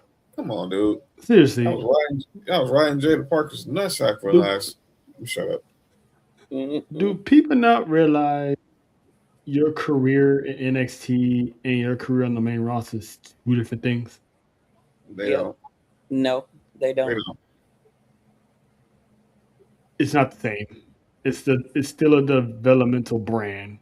So you can have a losing streak on NXT and become a made star on the main roster overnight. So let it cook. I mean, Blake Mariah May, she has that perfect character that, she can win some matches, she can lose some matches, but the people who are in the match with her are going to benefit. Mm-hmm. So I like this type of Blake Monroe because she can go both ways with her character. So listen, it's developmental. We needed Jay Parker back. She's going to be a key piece in that women's division. Mm-hmm. So let that woman have her shine. And go ahead, Faith. I don't know why people acting like they ain't missed that cake. Y'all better shut up. I damn sure did. Seriously. I damn sure did. That woman with her long hair when it's not in a ponytail. I mean, she might be a tweener, but people love her. So, she might lean towards that a little bit. You know what I'm saying? So either way it goes. Everybody love Miss Parker. She's getting that love now. Yeah, you heard. She's getting that love now. You can't even hear. You can't even hear. Miss Parker. Miss Parker. Miss Parker. Yep. They always. And you notice, Faith. You notice, Faith, that both her and OTM are still on the same side of the fence. Come on. And it sounds like they're gonna be tag team champs real soon. I just got one question for Jada. I don't know if I should say. I'm scared. Is this gonna make JoJo upset? Go ahead. You know that? I just want to know how Jada gonna feel when the Usos show up in NXT to fight OTM. I just want to know who she gonna root for. No, Usos don't leave. I just want to know who she rooting for. She gonna yeet or no yeet? What we doing? All right, man. Hey, let me tell you this. Let me tell you this, Faith. You remember when Jay used to flirt with Rhea, be like, "Hey, mommy," Yes. all that stuff. Yeah. Let me find out that Usos put up the NXT and he started doing that with Jada Parker. I'm like, mm-hmm. You mean he continues to do it with Jada Parker? You like, this time in public. True. Like, hey, Miss Parker. Y'all know y'all be seeing Jay high stepping. That'll be something. After he do a move in the ring, y'all know what it is. You know what it is. I'm just waiting for Jada to yeet just one time. Oh my God! When she do trail, y'all gonna have to come get me. She does it one time. It could be like low key, like when she think no one gonna notice. I mean, I saw you. She could do it with one hand, just a little. I saw key. Yeah. Mm-hmm. Yep. I just want to know who she's rolling with. We got the last segment. My favorite segment is it's called We Acknowledge. We like to give flowers and shout outs to people who do good in the wrestling community or anything thereof. So I'll lead this one. My acknowledgement is two group of guys that don't get enough flowers as they should. I mean, for the most better part, you always have Michael Cole and Pat McAfee, giving us gems, giving us gold. You know what I'm saying? But there's a group on SmackDown that has been killing it that we haven't seen since Michael Cole and Taz. And that is Joe Tessitore and Wade Barrett. When they called that main event on SmackDown in that 3 stages of hell, they were cooking. They had me invested in this match. They had me excited in this match. They gave me panic attacks in this match. And there was a few moments, I don't know if you guys noticed, that Wade Barrett was taking the lead in calling that match. Joe Tessitore was quiet for a good 30 seconds, 30 to 45 seconds. He was. And then Joe comes in. Joe comes in and he takes the lead. So it's like these two have been doing some great work together. And I don't think they get enough credit because, like I said, SmackDown hasn't had a combination like that since Michael Cole and Taz. So I just want to give, my thoughts and my shout outs to Joe Tessitore and Wade Barrett because we found the team for SmackDown. So now Raw and SmackDown both got great commentary teams moving forward whenever Pat McAfee gets back. They're going to be cooking. All 4 of these guys are going to be cooking. And, that's my shout out to them. Faith, you got anybody want to shout out? Give a little acknowledgement. I do. I actually do. Because she grew on me and I got a little place in my heart for her. A little spot for Miss Maxine Dupree. She talk about it. She showed me a little something. She showed me some when she had Becky in them ankle locks. I was like, intensity, intelligence. Integrity. Come on, Maxine. Come on out there and break that ankle. Maxine showed me she got a little bit of a chihuahua in her. It ain't a pit bull yet. It ain't a pit bull yet. That's funny. It's a chihuahua. It's a chiweenie, okay? But she barking and she biting. And I loved it. She grew on me. Now, I want to see her continue to dive into that part of herself. even without the title, I was getting intrigued and I was rooting for her because y'all know I lost a big bet on her. Mm-hmm. And I was a Maxine hater for days. Mm-hmm. But shout out to her. She improved greatly. Her in-ring work improved. Her promo, to me, her on the mic wasn't that great. I think it got better once they put that title on her. I think she showed them that she is viable as a champion, as a mid-card champion. I don't like mid-card. I don't know why that bothers me, but I'm saying the terms I know. So shout out to Maxine. I acknowledge you, girl. You came in there and pulled them little straps down and did your little best Kurt Angle impression, and I'm proud of you, girl. And then you went off and married a half brother, half Dominican, I think he is. Shout Damn, out why to you. you gotta do him? Why you gotta do him like that? That's the most backhanded compliment. Why you gotta do No, that, brother? I'm being like for real. The boy look good. Okay. Just making sure. She got her some seasoning. I'm gonna be quiet. You know she be at the cookouts. You know she be at them cookouts. John, you got anybody you want to acknowledge? Yes, it's like a 2-for-1. I want to acknowledge. So I need to acknowledge this to TNA and to and AAA. So I want to acknowledge them because we've been talking about these partnerships and they are benefiting. We've been pinning on it. The TV deals. Tomorrow night, they're going to make history tomorrow night with TNA is going to make history tomorrow night with this big production tomorrow on AMC. And there's the headline right there, Frankie Kazarian and Mike Santana. You got the Hardys and Elijah taking on Order 4. AJ Styles is going to be in the house. The Inspiration is defending the Knockouts tag titles against the Elegance brand.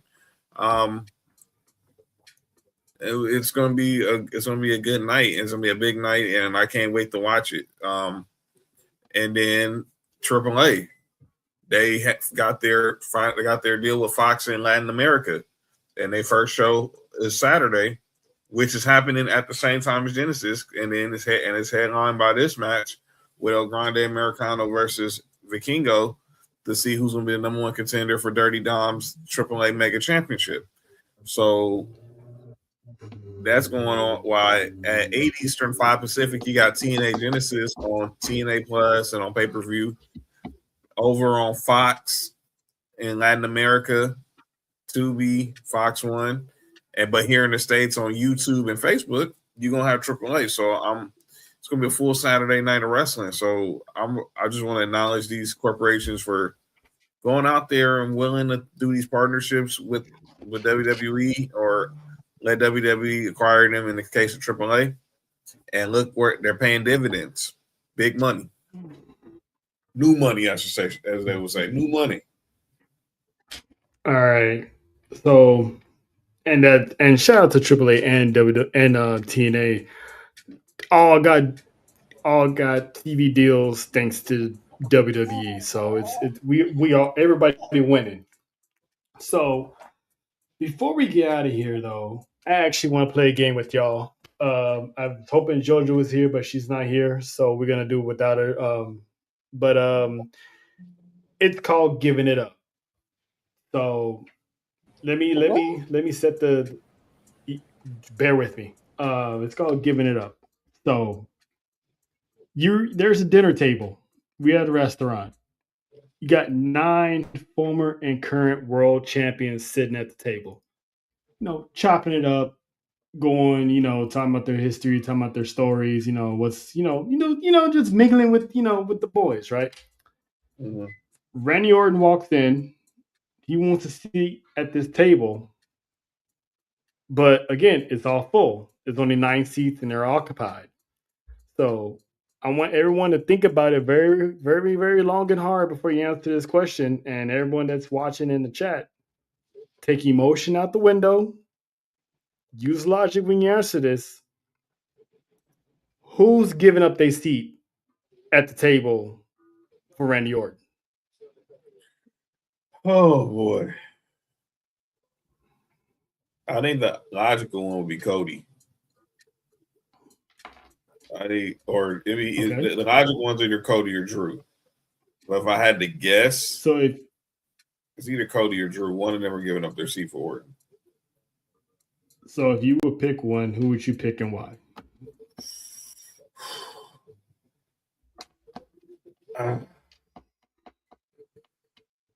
I think I'm gonna pick Drew only because we haven't seen him as the face of the company with fans yet, and we know what Cody has done as the face of the company in front of the fans and as a champion. So I'm gonna ask Drew to head to the visitors table and give the seat to the Viper. All right. Faith, who should give Randy Orton their seat and why? Brock Lesnar. Ooh. All right. Why Brock? Why Brock? Yeah, Brock's been a dominant force. He's been multiple time champion, but has he accomplished the things that Randy has? Out of everybody at that table, when I'm going solely based off of accomplishments, their career. At first, I was going to say Triple H needs to give it up to him. But then I had to rethink that. I had to rethink that. It ain't going to be the Unseen 17. It definitely ain't going to be The Undertaker. It's not going to be Roman. Nope. And you heard what Uce said about Cody. It's not going to be Punk, not even Seth. And even though Drew, we haven't really seen him with the fans as the face of the company, I can't take stuff away from Drew either. But Brock to me was a kidnapper. He kidnapped the title and held on to it like a little baby for years.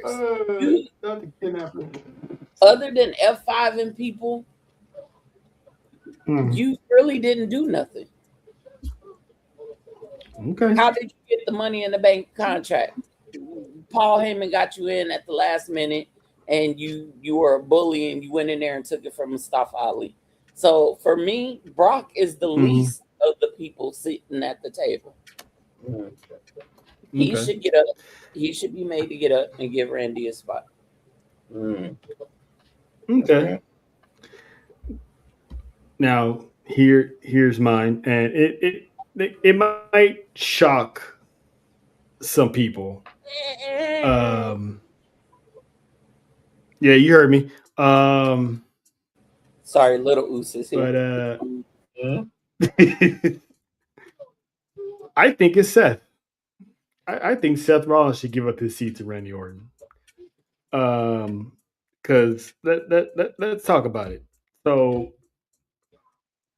Faith mentioned Brock Lesnar. Okay, so he became the youngest WWE champion. He's been doing his young career. He's been in there with who's who of legends: Ric Flair, Hulk Hogan, The Rock. He's beaten them, right? Goes to UFC, dominates UFC, becomes world heavyweight champion in UFC on his third match, if I'm not mistaken. After he done that, he comes back to WWE, beats The Undertaker, being the first one to give Undertaker an L on his WrestleMania streak. Became multi-time world champion after that. Highly decorated. That's a legacy of itself, right? Then you have Cody Rhodes, made a name for himself in New Japan, became a legend in New Japan by being one of the founding members of the Bullet Club. Goes to AEW, starts his own company, and was the man over there. And of course, he has the Rhodes name. Roman, John, Undertaker, we don't need to run down their resumes. They got the legacy. Seth Rollins has all those championships, but what type of legacy does Seth Rollins really have? What has Seth Rollins done memorable that have you thinking, oh, yep, that's Seth Rollins? I mean, having Roman Reigns in the back. That's not a legacy though. That's a moment.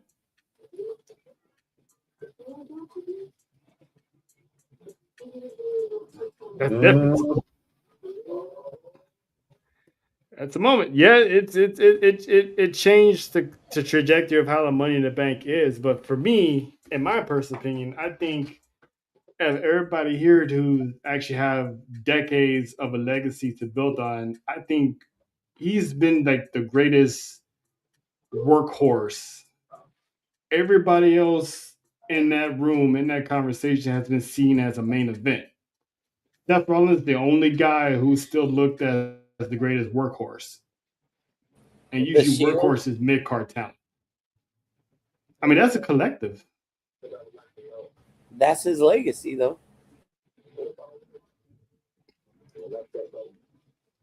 But does it stack up to everybody else's? Roman Reigns has his own legacy outside of the Shield.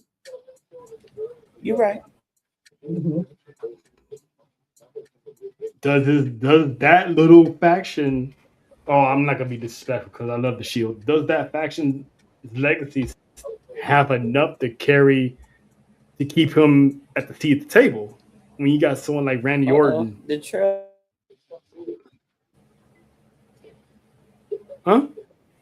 Oh, there you go. You froze for a second. Oh yeah, Spectrum. I hate Spectrum. But yeah, so I think it should be. One can argue CM Punk, but I think CM Punk's legs. If someone would have made an argument to have CM Punk get up from the table, I wouldn't be mad. Because, but I would argue that he has a legacy also. Because he changed the trajectory of WWE with the pipe bomb. He goes to AEW. They create a show just for him and gave him his own roster. And once he left AEW, that show went to shit. And one of them got canceled. So, but does CM Punk have enough legacy to stay at the table? More than Seth does, yes. There you go. So that's why Seth Rollins should, give it. And I'm gonna say more than Brock. The reason I chose Brock, and I had to think about my words. What I'm trying to say is all the men. Can you put that picture back up there real quick? Yeah. All the men at that table have put the company on its back and made it something. For me, Brock has not done that. He has great accomplishments. I'm not saying that he doesn't. He was the youngest champ. He's fought everybody. He did take the streak off the board. He did all those things. But when he held the title, he disappeared. Nothing he did built up WWE. In fact, he talked crap about WWE while he held the titles. Those other men at the table, they did something for the company. Like you said, John Cena, Undertaker, Roman, we don't even need to talk about what they've done. Triple H, Cody, Punk, even Drew. It's very little with Drew because Drew's run at the top technically is just now starting, even though he held the title during the pandemic. Just like John said, we don't know how he is with fans and being the face of the company.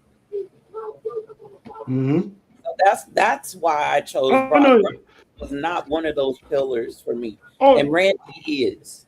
Oh no. I'm not saying you wrong.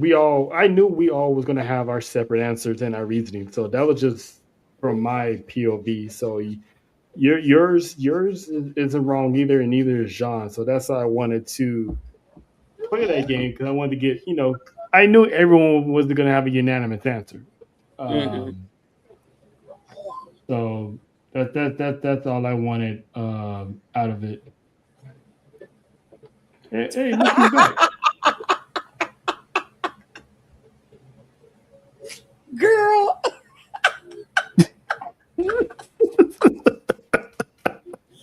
Oh, hell no. Listen. I feel attacked. I love her. I love her so much. I feel attacked. She said she took a nap and everything and woke up and we still here. Don't hate on us because we live on the West Coast. Listen, we had a lot to talk about, and I really want to play that game. So I think that was a success. Yeah, it's something I wanted to do differently. So I came across that photo and I was like, oh, this would be perfect to ask people. So yeah, we all got different answers and reasoning. So that's all that matters. We all had different opinions. So that's what sports TV wrestling is all about. Not everyone's going to be wrong, and everyone has their own voice, their own opinion, and we're here to hear them out. So thank to everybody. Thank you, Faith, for showing up. You're welcome. You're welcome. Tomorrow, best in the world. Me, Jeremy, Jake is back, and Mr. Faith himself, Big Dale. I expect to see Faith in the comments, per usual. Yep. But best in the world tomorrow, 4 p.m., 4:15 p.m. Pacific. As always, Sports U will be back Friday as they gear up for the Natty, which is coming. So they're going to have y'all and all the coaches getting fired and possibly John Harbaugh joining the Giants. They'll talk about that on Friday as well. TNA Genesis, AAA this weekend. Y'all go out there, have some fun. Enjoy the wrestling this week. TNA Impact debuts tomorrow on AMC Plus, AMC channel. Y'all go check that out. Check out Mimi on Devin the Tribal Chief's YouTubical page. They're gonna give some great content there. Fab 4 will be back Monday, Tribal War Zone, to continue the European tour. It is Martin Luther King Day, as John eloquently says all the time. It's MLK, stay home.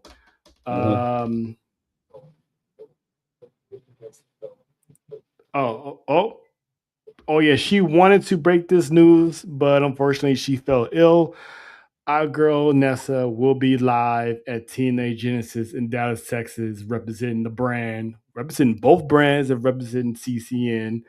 So shout out to her, because me and John have yet to go to a TNA event. So the fact that you were going before us, big props, big massive props. We hope we were close, but too close. It was too close to Mania, unfortunately. Yeah, so hopefully you have some fun, and hopefully your voice comes back a little bit by then. Because I know she had hopes of using her microphone that she had, maybe get some little interviews with people. But sometimes we deal with the cards that are dealt. But pray that you have fun and have a safe travel with you, Anthony, Dad, and Josiah. So that would be Josiah's first ever wrestling event. So I'm happy for the kid, because I know how it is to go to a first event for the first time as when I was in high school. So, hold on. Oh, my bad.